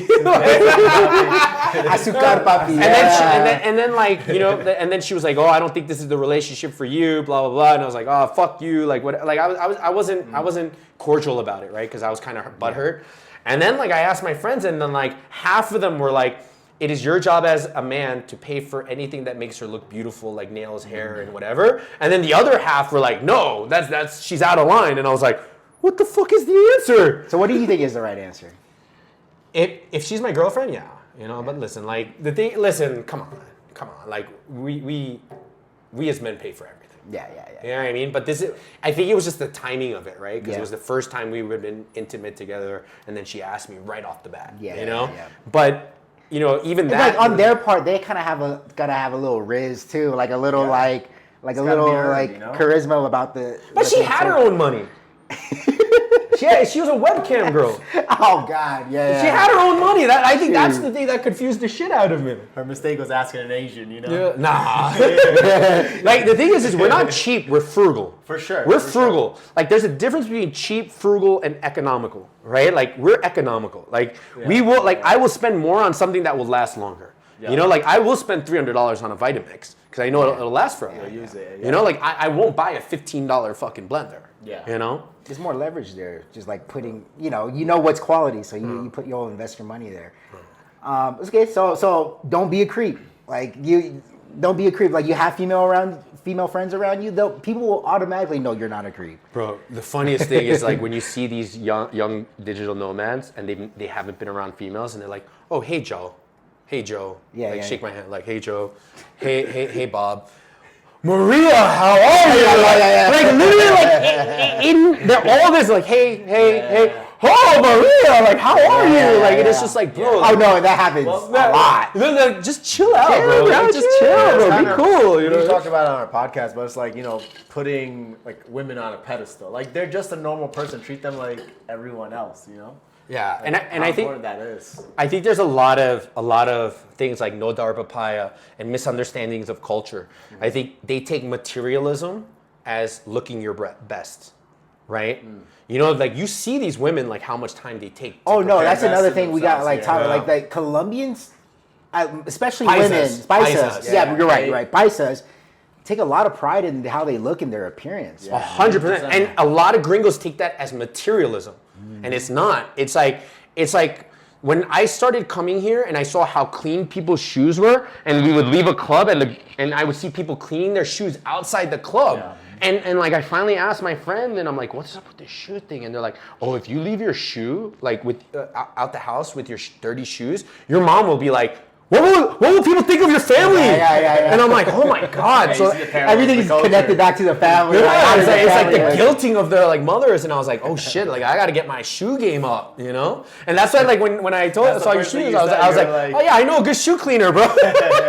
You know? Yeah. But the thing is like there are like people think I'm joking, but it's like I know women that have broken up with men because like they have dirty shoes. Like it's such a low class thing here, and it's something so small, you know? What about being like a gossip here and just being super competitive with the people you meet here, your friends, your tribe? What do you think about that? I think that also comes from the tribe thing, right? Because they're lonely, right? I think Roosevelt said it best: is comparison is a thief of joy. Is don't compare yourself to other men. It's like, you know, like for me is when I see someone that has something that I want or want to achieve, I've asked them, and 90% of the time they're willing to like help me. Yeah. You know? Yeah, 100%. And but I think it's like I'm going to reiterate this. In no time in the history of the world did a woman like hear you gossip to her about something and say, "Oh my God, he's so sexy." Oh yeah, no. No, like That's more of their territory. That's right? that's a women there, thing. yeah. But like women don't want to hear you bitching. They don't want to hear you crying, and they don't want you talking shit about someone. You know, if you have an issue with someone, just go to source and go directly. The to amount them. of girls who ask me to gossip or like to give them intel and stuff, I'm just like, no, this person trusted me with this information, and I'm not going to betray their trust like that. One, and two, I'm not about that gossip life. Like, yeah, we have similarities in like chisme and our Asian and Paisa culture, but Listen, locker room talk is one thing, Yeah. and then like other stuff. But the thing is, it's like I'm talking about people like, oh my God, did you hear about this person? Like, you know, like you're hanging out with this guy, and look what he did, or what Right. people are saying, and that girl's like, what the fuck? Yeah. You know what I mean? Like, they're not like, oh my God, you're so sexy for telling me this. No, like they're like, wow, you're a loser. Yeah, like yeah. you're focusing on like reflection. Yeah, It's a bad and the thing is like, I think that's the most important thing. Is like, and it happens a lot more than you think, right? Yeah. Like a lot of people have been ostracized because they're not saying it over the phone because they can't speak Spanish. Yeah. They're literally like sending it in text, and those Yeah. screenshots are being shared. yeah. You know, Can't hide anything in the digital you world. can't hide anything. Definitely Like not. it's like. The internet is really forever though. Yeah, For sure, so for sure. So the well, thing is don't be that gossip. yeah. Don't be that gossip. You know, like I remember one time, you know, there was this guy, we were all at dinner, and he's telling people that one of our friends had an STD. And I look at him, and you know me, and you're getting to know me, and I was just like, yo, what do you think everybody thinks of you right now? Yeah. And everybody looks, and they're like kind of shocked. And I'm like, what do you think everybody thinks of you right now? You can't be trusted. And everybody just starts going, like, they don't want to say shit. And I was just like, bro, I'm like, what's wrong with you? You know what I mean? So true. Why did you become a digital nomad? No, I'm an expat, bro. I'm an immigrant. Okay. I'm a fucking immigrant. I'm the son of immigrants, and now I'm an immigrant here, right? And so, you know, like at first I was a digital nomad here, but listen, like we're all sick and tired of life in the U.S. We're sick and tired of Facebook political arguments. We're sick and tired of all that shit. Is we want to live a nice, peaceful life at a quarter of the cost. That's it. Yeah. You know, like the thing is like, I think what the digital nomad, it's kind of a revolution against saying, hey, like, I don't need to pay this expensive fucking like rent, expensive lifestyle. Yep. You know, like I would rather choose experiences over a nice apartment in LA or Houston or Miami. Right? And I think it's kind of that's what it is. And I think that's why a lot of people have that kind of trouble of adjusting to it, is because not having a home base can get exhausting. Yeah. 100%. You know? Yeah. So if somebody wanted to get started in this life as a digital nomad or an expat relocating here, what would you suggest to them? Like, where do they start? Well, Medellín is very special, right? Medellín is very special. Like if you have addiction issues, like I would seriously reconsider. I'm not joking. Yeah. You know, like if you have self-control, then it's okay, you know? But if you have addiction issues, like I would strongly consider not coming here. But if you are ready to be a part of a community, if you are ready to give more than you take, if you are ready to, you know, have some of the wildest experiences and most unique experiences in your life, and you have the experience of moving city to city, I would definitely say Medellin is probably the city for you. And what I would do is I would go to like mdecommunity.com. I would go and look at the entrepreneur groups. I would go to Hash House and actively look. You're not special. People aren't going to come looking for you. So go looking for your tribe. Put yourself out there. Yeah, put yourself out there. Yeah. You do it for dating. So do it with your friends. Yeah, true. Hey, let's touch back on the dark sides, right? Like you mentioned, we touched on this a little bit about the scams in Medellin. Like, what have you seen are some of the most common scams here in Medellin? Bro, And you said like it always starts with a girl. It Like, always starts with women, right? Like the most heinous one that's happening now is like they get your WhatsApp number and then they'll have you a naked woman video chat with you, and then it ends up that woman is underage, and they have it recorded, and then they try to blackmail you. Whoa. How does that This even is a happen? new one? Like, I haven't heard of this one. Yeah, it's You meet- pretty recent. It's they pretty recent. meet the girl? No. So basically what ends up happening is they get your WhatsApp number, whether in the WhatsApp groups or whatever it is, or maybe a girl that you know or whatever. And then they just message you like, hey, you want to chat? And then the girl will eventually become naked. Gotcha. And then she's underage.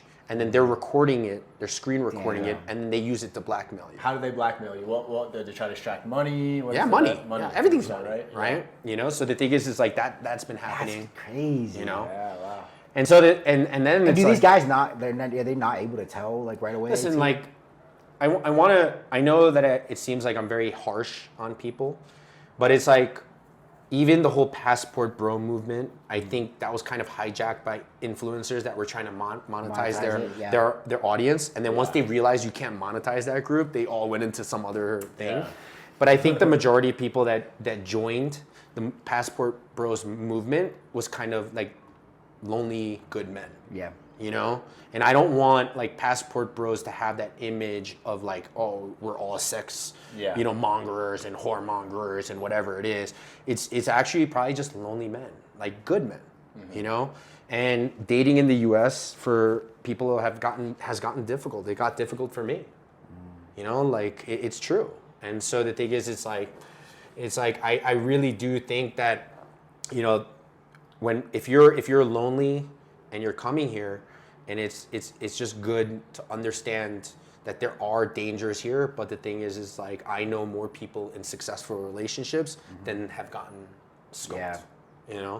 Yeah. Build your What social other- network first. Yeah. Like that's the thing is everybody tries to just jump into like dating, and the thing is it's the Paisa people are the warmest people you'll ever meet, and the thing is it's like, if you're under 25, if you're under 30, it's like just go to the local universities and like go join the gym or take Spanish class at the university and build your social network.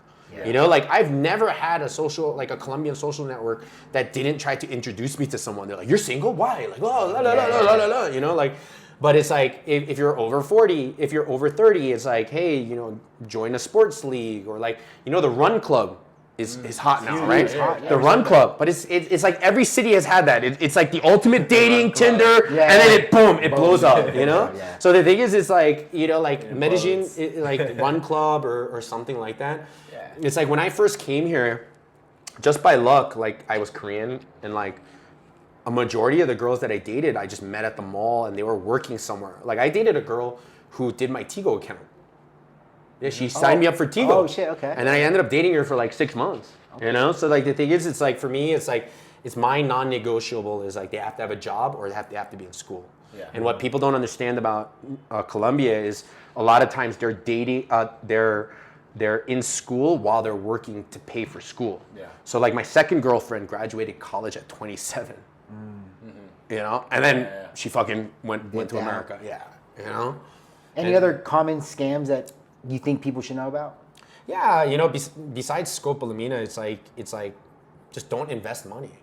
What about the girls who stand in front of the drug pharmacies and tell you they got a baby?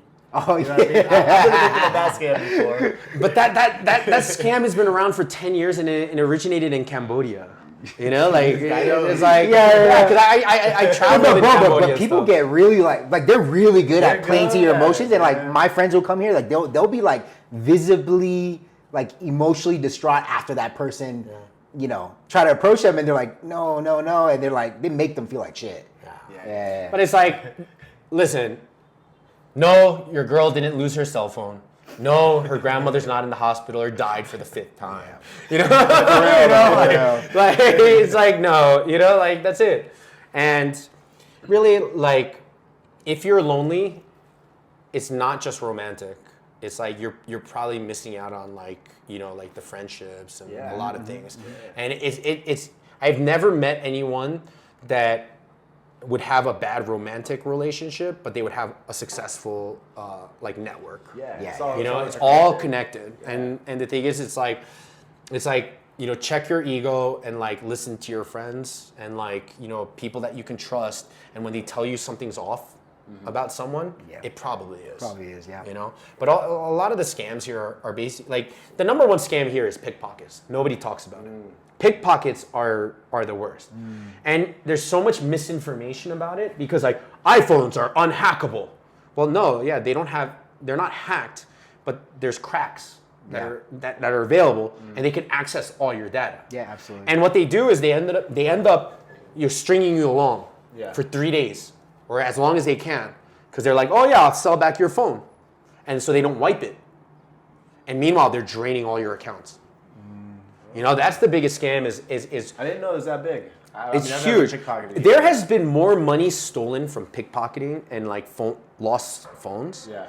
It's like that's why I'm such an advocate of getting off of WhatsApp.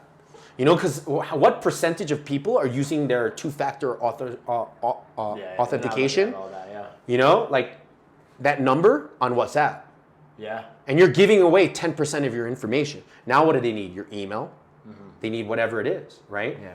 And so the thing is, it's like I'm actually against the WhatsApp groups now, and I want like hopefully like someone moves it to like I'm rarely on there either, man. No, but it's good. I just become too. I've got banner blindness from. But I'm not. It's not for you. You're a pro here now. Like it's not. It's for the newbies. Yeah. Right. It's for the Coming newbies. in, trying to figure. But there's still like but there's still like the OGs are still in there, like kind of guiding people. I love that too, though. Yeah. Dude, when I first came to Medellin, the Facebook groups were not toxic. Like I posted. Isn't there a group that says like 2019 non-jerks, non-jerks, right? Yeah. Like I remember I made a post. I was like, hey, I'm thinking about buying an apartment. Like blah blah blah blah blah. Like my budget is like 110K, and then like bro, like all these people like Dan Montgomery, like all these like real estate OGs like helped me out. And they went to show me like apartments and stuff. Now they just roast you. Yeah. Now I was trying to sell that of our room, and this dude got roasted. Bro, but imagine how miserable you have to be. Yeah, I know. Just imagine how miserable you have to be, and it's like they don't understand that they're like, especially when your podcast gets bigger. Those are the guys that are promoting your shit. Yeah. Like they're helping the algorithm. Especially like, bro, like you should always have something stupidly priced in like an ad because they're commenting it and they're bringing it to the top again. Yeah. So are the Medellin groups here toxic? Like, listen, like again, it comes down to the silent majority and then the loudest voices, right? The loudest voices are the minorities. They're the minority, bro. Like the thing is, it's like no one wants to quantify it, but I would be willing to bet that there's been less than 1,000 foreigners scoped in Medellin in a year. In a year, right? 3 a day, roughly 3 a day, right? Yeah. And so when we look at the whole thing, it's like, okay, like it's just pure data. It's like, okay, 1,000 out of 1.4 million. We'll take out women, we'll take out couples. Now that's 50% left. Yeah. Now out of that 50%, what is left, right? And that's why the whole arguments don't make sense. Oh, everybody's coming down here for fucking prostitution and women. Yeah. 1.4 million, there's not enough women here. Yeah. Unless they're, like, numbers, I guess. Yeah, right? It's just not enough. Like it doesn't compute, And so it's on both sides. But I think if it's your first time here, is join the meetups and put yourself out there, invest in the time. The people that have always gotten scammed are the ones that are cheap with money and they're cheap with time. If you're not willing to invest the time into your relationships, then guess what? Time is so important, man. And guys are so urgent sometimes. Yeah. It's like, man, slow down. Just slow down a little bit. It's like, yeah, like a lot of people always ask me for meetings, and times I'll always give them 1 hour meeting or whatever it is. And the thing is, it's like I just try to figure out what their objective is. And what I've learned is that there's guys that are proactive and plan, and then there's guys that are reactionary. And what I've learned about a lot of people that have gotten scammed or they've gotten robbed or scoped is they're always reactionary. Something bad has to happen before they adjust something. Instead of just looking and saying, okay, these are the precautions I should take, right? Yeah. It's like when you look at people that have been scoped and they're like, why didn't your portero say anything? Well, I asked the portero and they're like, oh, this guy always fucking complains because I ID everybody and fucking give everybody a hard time. 100%, man. Like at our last apartment, like you gave me this tip a long time ago, but just you have to get friendly with your porteros. They're everything. You gave us the donut hack. Like I'm like, we do that. We did this for this apartment too. Like you know what I'm saying? Like now I do soda. Now I send them soda, so every time they drink soda, they remember me. And I'm like, just tell me when you run out of soda. Bro, it's so hilarious. Like I had some female friends from America come here, and I brought them back to my apartment. And they knew they were gringas, right? Like, so I invited them to my apartment, and one of the girls decided to go home like earlier, and so she went down, and she was actually stopped by my porteros and did not let her out. Did not let her. She's a gringa, and she's like, "What the hell is going on?" So I had to go down there, and my portero was like, "Yo, we thought you were." I was like, "Yo, thank you guys. Like, thank you for looking out for me." I think a lot of times it's not even you have to buy them things, but it's respecting them. It's respecting every restaurant I go into, I ask the server, "What's your name?" Yeah. And like I give them a little pound and say, bien or no or whatever it is, and then I try to remember them, Yeah. And I think that's the one thing that people don't understand. It's the politeness here is almost a negative, right? And that's why girls will give you their numbers and then ghost you, because they don't want to say no to your face, right? That hasn't happened to you guys? Wait, what? Say it. Like you ask a girl for your number, like that's never happened to you guys?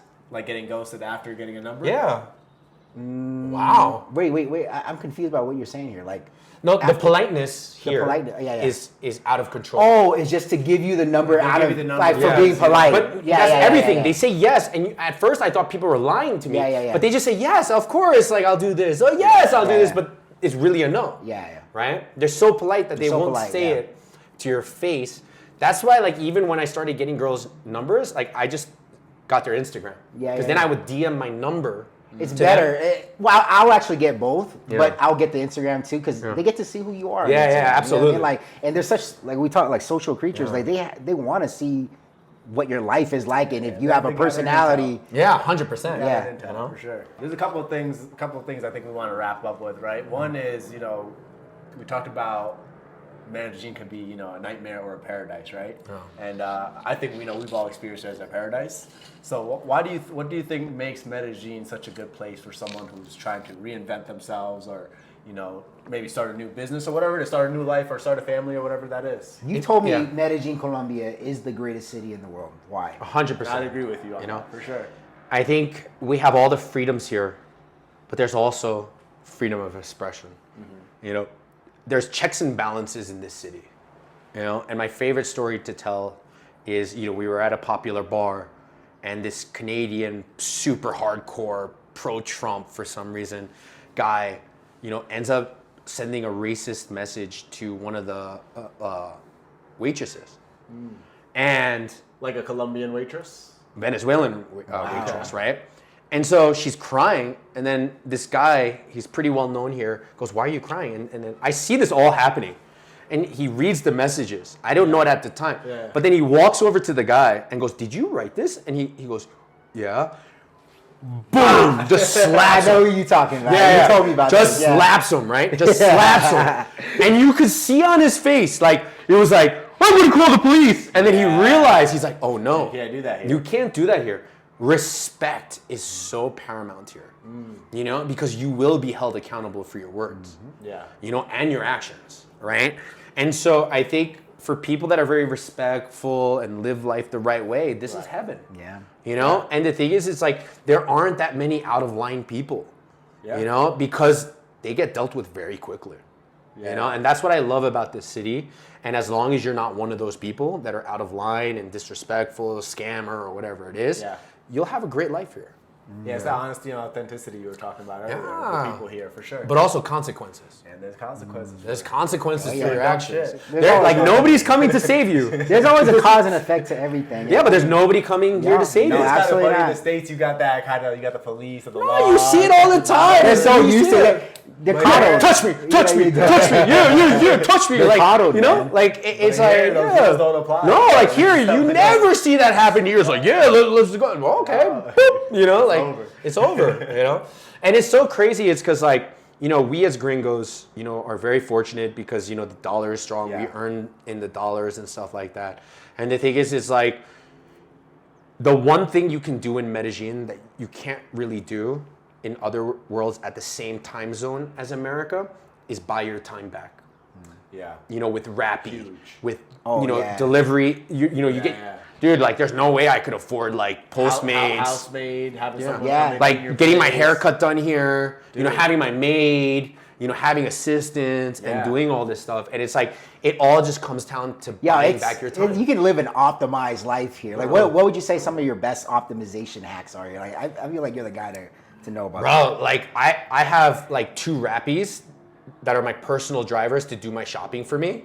And like that I trust, and it's just like I need this done, bro. In the most optimal time is when I had like 5 employees and I had 2 assistants. One was super street smart and she had a scooter, and the other one was very like admin smart. Medellin is one of the best places to just optimize your time. As a man, as a digital nomad, as a business owner, what would you say some of the best optimization hacks are here that you've discovered for yourself? I think Medellin, especially because of the time zone, it's one of the best cities in the world where you could actually buy back your time. And I'm not just talking about Rappi and assistance.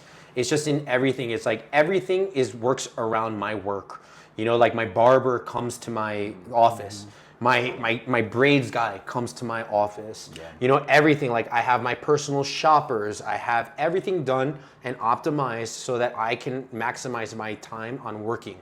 You know, at my peak, I had like, you know, 2 assistants. One of them was just street smart. Like if I needed something framed, she would go to Central on her moto and get everything done at the best prices and stuff like that. And I had an admin who was just book smart, who just knew how to, you know, manage my books and manage like all my admin stuff. And it wasn't cheap, but the thing is just the time that it saved me was amazing. And I think what the second best thing is, it's not really about time, or it's about the health optimization here, right? Not only can you eat healthy at like a fraction of the price, you can have a maid who cooks and does stuff, but really because of BioAccelerator and X-Cells and Blue Phoenix is now like Medellin is becoming a medical hub. Yeah. You know, Yeah. it's a medical destination. And like if you get past all the scammer coaches and all this stuff, there are actually some really legitimate coaches. You know, like our friend Daryl, he runs a blood work panel. Beast. He's a beast, right? Yep. And dude, like working with him and like understanding my blood work and like lowering my cholesterol and going on these peptides and stuff is really helping me like turn back the clock. He's incredibly helpful too, man. Like I got my blood work done just because, well, Steve recommended it, and I just knew like I always wanted to do it. But Daryl actually has his kind of like home free kind of community on school, and Yeah. it's like It's incredible. He's incredibly helpful. Shout out to our guy Daryl. Yeah, by the Daryl. way. Daryl's the man, you know? That was a homie with that. Yeah, man. put his link in the YouTube. Absolutely We'll will. drop it, Absolutely we'll drop will. it in there. Do you think more gringos should actually move here? 100%. Like, again, if you don't have addiction problems, you know, like Medellin is a great city to reinvent yourself. You know, it doesn't matter who you were. You know, one of the first people I met here, you know, he ran into some problems now, but you know, when he first came here, I remember he was the first person to start Taco Tuesday. Yeah. And I remember him saying, like, he had gotten like 25 people to come out and he was kind of becoming a big personality here. And then, like, I remember the speech that he gave, and he's like, hey guys, you know, I really appreciate you guys. You know, back home I was a nerd, I was a nobody, and you guys have really made this home. Yeah. And I think his success was on trying to build a community with no hidden agenda. Yeah. And when people come to me about supporting their community or something, I'm like, what's the end goal? Like, what's your path to monetization? Like, monetization is not a bad word. Just be very clear with it with Yeah. your audience. Yeah. You know, Transparency. just transparent. Like people want you to make money, but they don't want to get baited and switched. Right. Yeah. Right? Like nobody wants to be, like that. And so it's like he's a perfect example of like when you come down here and you bring people together and you for no reason other than to build a community. And something tells me that's why the women of color in Medellin are doing very well. And I'm trying to study it more, and I'm trying to see, but they crush it. They should be studied. Maybe we'll study them. Maybe we'll invite them here. And But dude, why? get them Like, on the how? pod. No, but listen, how are they creating content like Medellin's so safe? And then every man is like, beware of the dead, beware. Like, it's like, oh my god, it doesn't make any sense. And It's I'm like like, you live in the same world, but two different realities. It's two different, completely different worldviews, man. but they're crushing. They're crushing. They live in two different Like, paradigms. man. I'm friends with these, and they're doing like all these cute dinners and like. We might have to invite them on the pod. Yeah, Yeah, but it's like, what is it like? What do women think of the fucking gringos that are getting robbed and whatever? And it's like, learn from them. It's like, how are they not like, you know what I mean? Well, what would you say to the people who say they don't actually want more foreigners coming here? You can't stop change. You can't stop change, right? And it's like every day there's more people that are coming that want to be a part of Medellin and not exploit Medellin. And I think a lot of times people look at the last 2 years and look at the darkest times. It wasn't.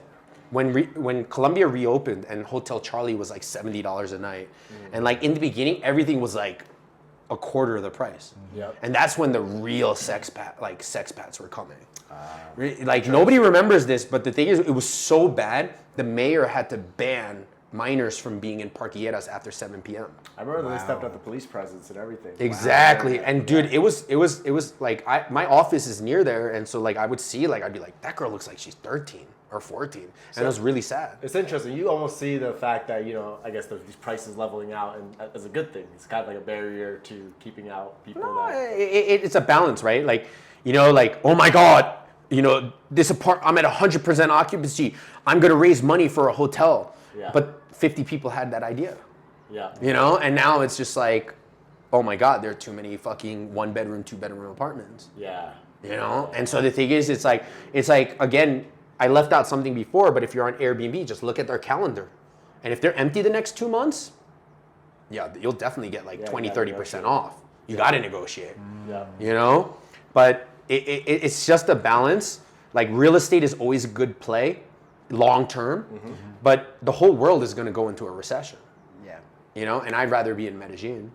Me too. Yeah, me Rather be too. in That's it. paradise Yeah. anywhere. Steve, what would you say your personal vision is for giving back to the city? Because I know that's a really one of your biggest values, man. And also I want to know how we can give back as well. Because because we're relatively new, and we're still learning. We're still learning by the day. Yeah, I tell people this all the time, right? It's like focus on yourself first. The gift is definitely in the giving, but if your shit isn't 100% together, don't do that, because you can give so much more when your shit is completely on point. Yeah, and I talked to Nas. Dude, like the thing is like Mark Zuckerberg donated 100 million, 500 million, because he just focused on his business and focused. 100%. Get your stuff right, We were talking about this the other day. Is that you have to be a little bit selfish for a while before you can be 100%. selfless. Yeah. Like And not you everyone's have to gonna focus on understand that yourself. in the beginning when you're being selfish, but if you have an abundance, then you can actually give and actually make an impact. Yeah, and the second thing is when you work with me, it's about like, I want to find out what your passion is, right? My friend John, he comes to me, he's like, I want to support your charity. I go, what are you passionate about? Dogs. Oh, why would you support me? Why don't you just support this dog thing? And bro, he ended up raising $60,000 for them. Damn. Interesting. The thing is, That's a lot. That's the difference is like, I don't appreciate being put as a square into a circle. So I will never do that to anybody else. Yeah. Anybody who has come to me that says they want to do some sort of volunteer work or donate or something, I go, what are you passionate about? And then I'll connect you. Like 93% of like all of our donations actually go to other charities, right? Because that's the failure of the charities, is they don't work with the existing charities. They're just arrogant and they think they can start something, But I just take a more direct approach and say, I like what you do. How can I help? We need to be transparent. Yeah, well, but that's a skill in itself, is being self-aware. And Steve, you're a very self-aware person. How would somebody actually become more like better, like as far as like their own awareness? I was selfish for a long time, and I wasn't, I'm ashamed of a lot of my actions in the past. And the thing is I think if camera phones were, back then in the, late 90s and early 2000s, I'd be very ashamed of like a lot of my actions, And so the thing is it's really about finding yourself first. Yeah. I think a lot of people have to find themselves, find that confidence, find it. It's like, for me, it's like I have no problem. It's like there's situations. There's times and situations when you bring up something. I think a lot of times people do it publicly or in a group setting. Is I prefer to do it one-on-one. So if I'm hanging out with a bunch of guys and they're being wasteful and spending too much money, I'm like, look, bro, it's not about my share. I'll always throw down. But we're being really wasteful. Right. Yeah. And I think other people will just be like, like just keep on continuing doing it. Yeah. And the thing is, it's like when you find your voice and you find your thing, it's like when men come to me and ask me for advice, I say, what are your pillars? What are your 4 pillars? Minimum 4. And then once you figure out what your pillars are, life becomes a lot easier because you live by those. It's like when you start your company or anything, is you need a strong mission or vision statement. Anybody comes to me with a project or a business or anything, I just ask them their mission and vision. Because once I have their vision, then I can always rein them back in. How do you develop that clarity? Because one of the things, like I said, I'm still learning about you. And I remember when we were doing the ice bath, one of the things that stuck out with me is like how quickly and like clearly you answered the questions about, just personal things. So how do you think you develop that clarity? Is it just the function of time and experience? Yeah, and the thing is like these are conversations I have all the time. Like one of the worst experiences is like if I'll get into my friend's car, like back home, and they're like, Steve, can we talk? I'm like, fuck! Like I'm about to get feedback. I'm about to get feedback, right? Yeah. And the thing is, it's like, that's what I've always been around, is just brutal honesty, brutal feedback. I'm all about that too, man. You need to have people around you who are willing to be brutally honest with you. But 1, it saves time. And then 2, it actually shows that you care. Like when the people around you who will tell you what they feel like you need to hear, and it could be actually give a fuck about you. Yeah, like I think everybody thinks that I have this persona of being perfect or some shit, and that's not true at all. Like I have the same issues that everybody else does. Like I've been battling Adderall addiction for 20 years, like on and off. And the thing is like, but I have a good social network where even here, like if I'm fucking around with like shit that I shouldn't be, like drugs, like my friends would be like, bro, this has been a lot. Yeah. Because I've never been that, like, there was a span of 16 months where I haven't done drugs. Because I know it's not because I'm perfect, it's because I love them and it can become a problem for me, like alcohol, right? And I think that's why it's good to have good people, man. I mean, me and Min have gone through this in our own ways.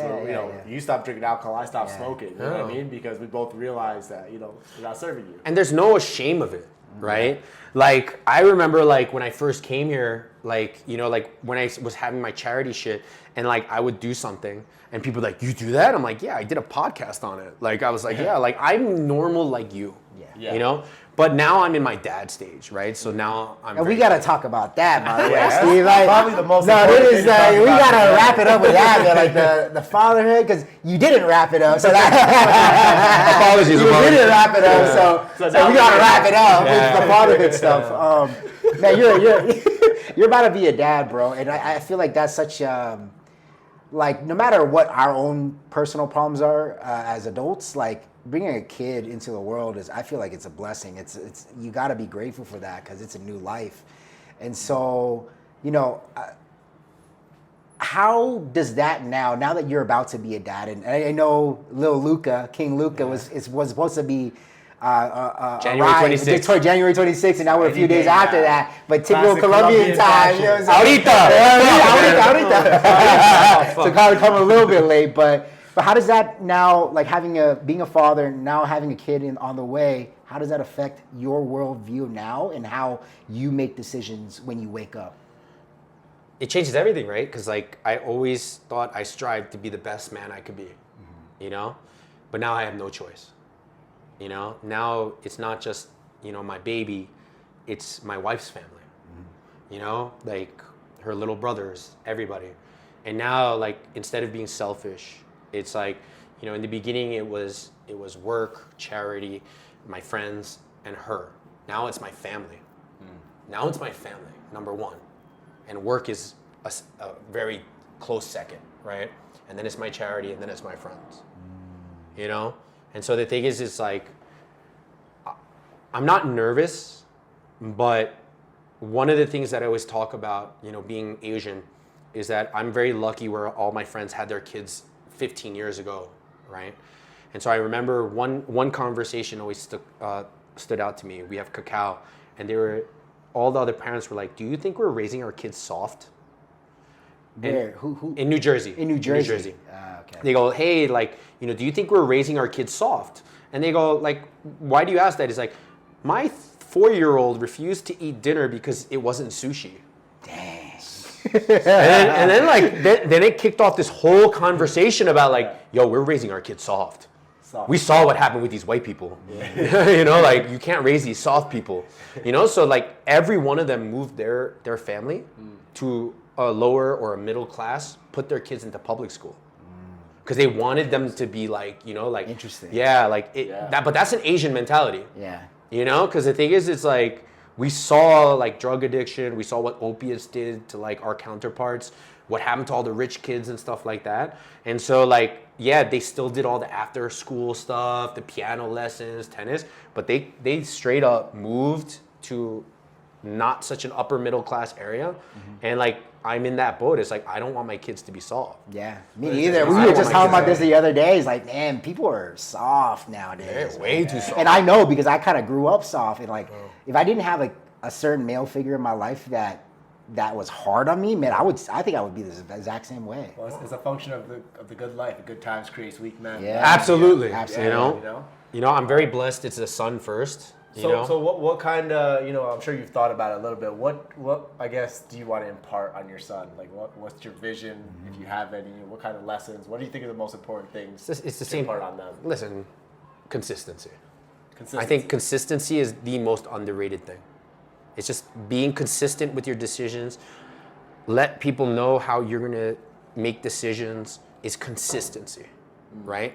Consistency in your work ethic, consistency in everything. Like, I think that's why I have such a great relationship. Is because my fiance knows what I'm going to say. Yeah. She knows how I feel about something. Yeah. I'm not like flip-flopping, or I'm not anything, right? And so it's just to be consistent. You know, I know it's boring, but it's just consistent. That's it.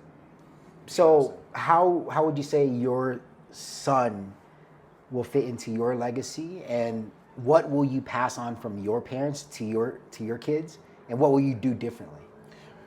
Like, my parents are bulldozers. You know, get the fucking job done at any cost. You know, and I have that kind of mentality also. Like, you know, my friends say that, like, if I need something done, I'll ask Steve. But when he looks back, there's all these dead bodies. You know, because I'm a fucking bulldozer. Yeah, you know, yeah. And so the thing is, it's like, I would want my son to be a little bit more empathetic. You know, because I think a lot of times I lack empathy. You know, I have it in business and I have it in other things, but sometimes I need to understand where that person is, meet that person where they're at, and be more empathetic instead of just being so logical and just being like, no, you know, this is what you're doing wrong. But that's incredibly empathetic that you would even say that, bro. Like, that's something that takes a huge level of self-awareness. And I mean, if maybe I've only known you for a year now, but maybe you were way different before. But I feel like now you know that, so now you're gonna. How many people do you know that are truly happy? Ooh, not a lot. Not a lot. Not a lot. That's the saddest thing. One of my favorite things to ask people is, like, on a scale of 1 to 10, what would you say your daily average happiness is? And man, like, the low scores is a lot. Yeah. Yeah. You know? And so that's the thing about it, is like, every day I wake up, I have purpose. You know? Every day I wake up, I'm just like, you know, like, I keep busy. You know, I'm very fortunate where I get to meet a lot of people, and I get to pick and choose who I want in my life. You know, my motto for 2025 is no bitch assness. No bitch assness. No bitch assness, right? it's like I'm just not going to tolerate anything. I'm not going to tolerate. I'll be empathetic, but I'm not going to tolerate complaining, shit talking, chisme. Like in my circle, is that I'm really going to take charge of that and just say, fuck bitch assness. Yeah, people need to have responsibility in their lives, man. Like responsibility. When you don't, you just kind of wander off. Just get lost. Yeah. But they just lack vision. Yeah. You know, they lack a vision. Like, if you were to tell them, hey, like, I guarantee you, if you told them, hey, sketch your dream body, right? And then you put them on a plan on 6 months. We got a whiteboard over I know, there. no, but if you did it, if you visualized it, and then every 3 days, you put him on the scale and you measure it, dude, he'll do it. Yeah. You know, but it's like a lot of times people fail, like, because their goals are not broken up into daily. You know, like I have ADHD, and the thing is like for me, every day I start my day and say, these are the 3 things I must get done. Yeah. And then everything else is gravy. Because in the past, it was like 10%, 10%, 10%, 10%, 10%. Do you reflect on that vision often? Because I find that sometimes I guess when you don't reach where you're going is because you forget. Like, you get caught up in your day-to-day emotions or your problems. You always look at it, you always look at it before you go to bed. And I'm lucky where I have a pregnant wife. Yeah. So now you have me like No, staring so now in your I see it. face. Yeah. So now I see it, right? Yeah. And so the thing is, it's like, I don't know how it feels, but like a lot of my friends have expressed like there's this one thing that everybody does, right? And when they have their first child is they call their parents, go, I'm sorry, now I understand. Yeah. And the thing is like even I was fascinated by, babies, and it's like I would always ask my friends, like, what does it feel like to love someone more than yourself? Yeah. Right? And there's just you just cannot explain it, Yeah. Like you said you never even imagined yourself having a family before, and now you have. Now you've interbred with the Colombian paisa, like so like Paisa Colombiano, baby. Paisa Colombiano, baby. It's not Chaluca's in the building. Yeah, baby. Yeah. Chaluca. So the thing is, it's great because like like before, especially with charity stuff and a lot of stuff, I was very very tapered, respectful. But now that my son's a paisa, once I get my passport and citizenship and all this stuff, I'm going off. You know what I mean? Going off in what way? Just like really talk about the problems. Gotcha. Can't wait to hear that, bro. We'll probably have you on again. Yeah, So what's next for you, man? What's any big having the baby, bro? Big project coming up. Having the baby, bro. You've been waiting for a while too. I think I'm starting Wellness Wednesday at Hash House. I've invited a lot of the health experts, to really bring some transparency and information. I do have a medical tourism company that's starting at the end of 2025. It's going to be based mainly around plastic surgery, not really biohacking and others, but it's really about, my goal is to make Medellín a premier medical destination. Right? And so really it's about getting all the doctors, getting all the clinics to work together, because Medellín's reputation isn't really that good. Yeah. But you know what, man? That's so, like, the medical carrier is amazing. Like, absolutely, bro. It's so good. Oh, bro. so good, I got LASIK here, changed my life. Bro, but I'm telling you, bro, try to book a dentist appointment. How long did they give, like, tell you? I just went on, in the States, man. Yeah. I went just for a regular cleaning. I tried to get one before I went back to the States. They said I had to wait 6 months for a regular cleaning. Where? In the U.S.? In New York. Oh, fuck in that. New York. Here, man, I WhatsApp a doctor. They got me done the same Bro, day. I'm telling you, like, Crazy. That's the most underrated thing. Colombia's healthcare system is ranked above the U.S. Mm-hmm. Yeah. It's just so much easier to work with in my experience. Yeah. And in Medellín, I think like 5 of the best top 20 hospitals in South America are actually in Medellín. Wow. Colombia, and 2 of them are in Cali. And a lot of them, like a lot of Colombia is like known for their stem cell research and all that stuff as well, right? Yeah, absolutely. Like the thing is, it's like stem cells have really gotten a lot cheaper. Is now I'm on a lot of peptides, So the thing is, it's like through Daryl and stuff. Briefly go over what a peptide is. miracle shit, bro. That's for another time, bro. It's like it's we'll have to amazing. probably bring Daryl on the pod. You gotta bring Daryl. You gotta bring Daryl. Daryl. You gotta bring Daryl, because like the thing is like everybody sees me doing stem cells, everybody sees me doing peptides, and they ask me questions. I'm like, I'm not a health expert. Like I don't have no right to tell you. I just follow the protocol. You know. But when you look at Daryl, that motherfucker is a health, and you just you can just he's see Captain America. That guy's fucking Captain America, bro. Like it's fucking crazy, you know. Oh yeah. Okay. But you know, like I really love what you guys are doing. I hope you guys remain consistent. Yeah. You know? And the thing is I hope you show the world how much talent, what a great community we have here in Medellín. And really, let's not vilify and overestimate what's going on here, right? And like, let's, it's very important to me that the silent majority starts having a voice. Yeah. Because I think the world thinks that this is some kind of like, you know, third world, like, crazy, like violent place. And it's actually not. You know? And I'll end on this. I really think that the majority of people on the Facebook groups think that by spreading this propaganda, they're keeping foreigners out. And I think that's their thing. I think they have such a scarcity mindset. They don't want anybody to come here. And I think it's just like the ridiculousness, bro. Like it's kind of crazy. But Medellín is the greatest city in the world. And if you haven't visited, you should. And these guys would be your guide. You know? Well, Steve, thank you so much, bro. appreciate you sharing this conversation with us. Of course, bro. In paradise. Let's go.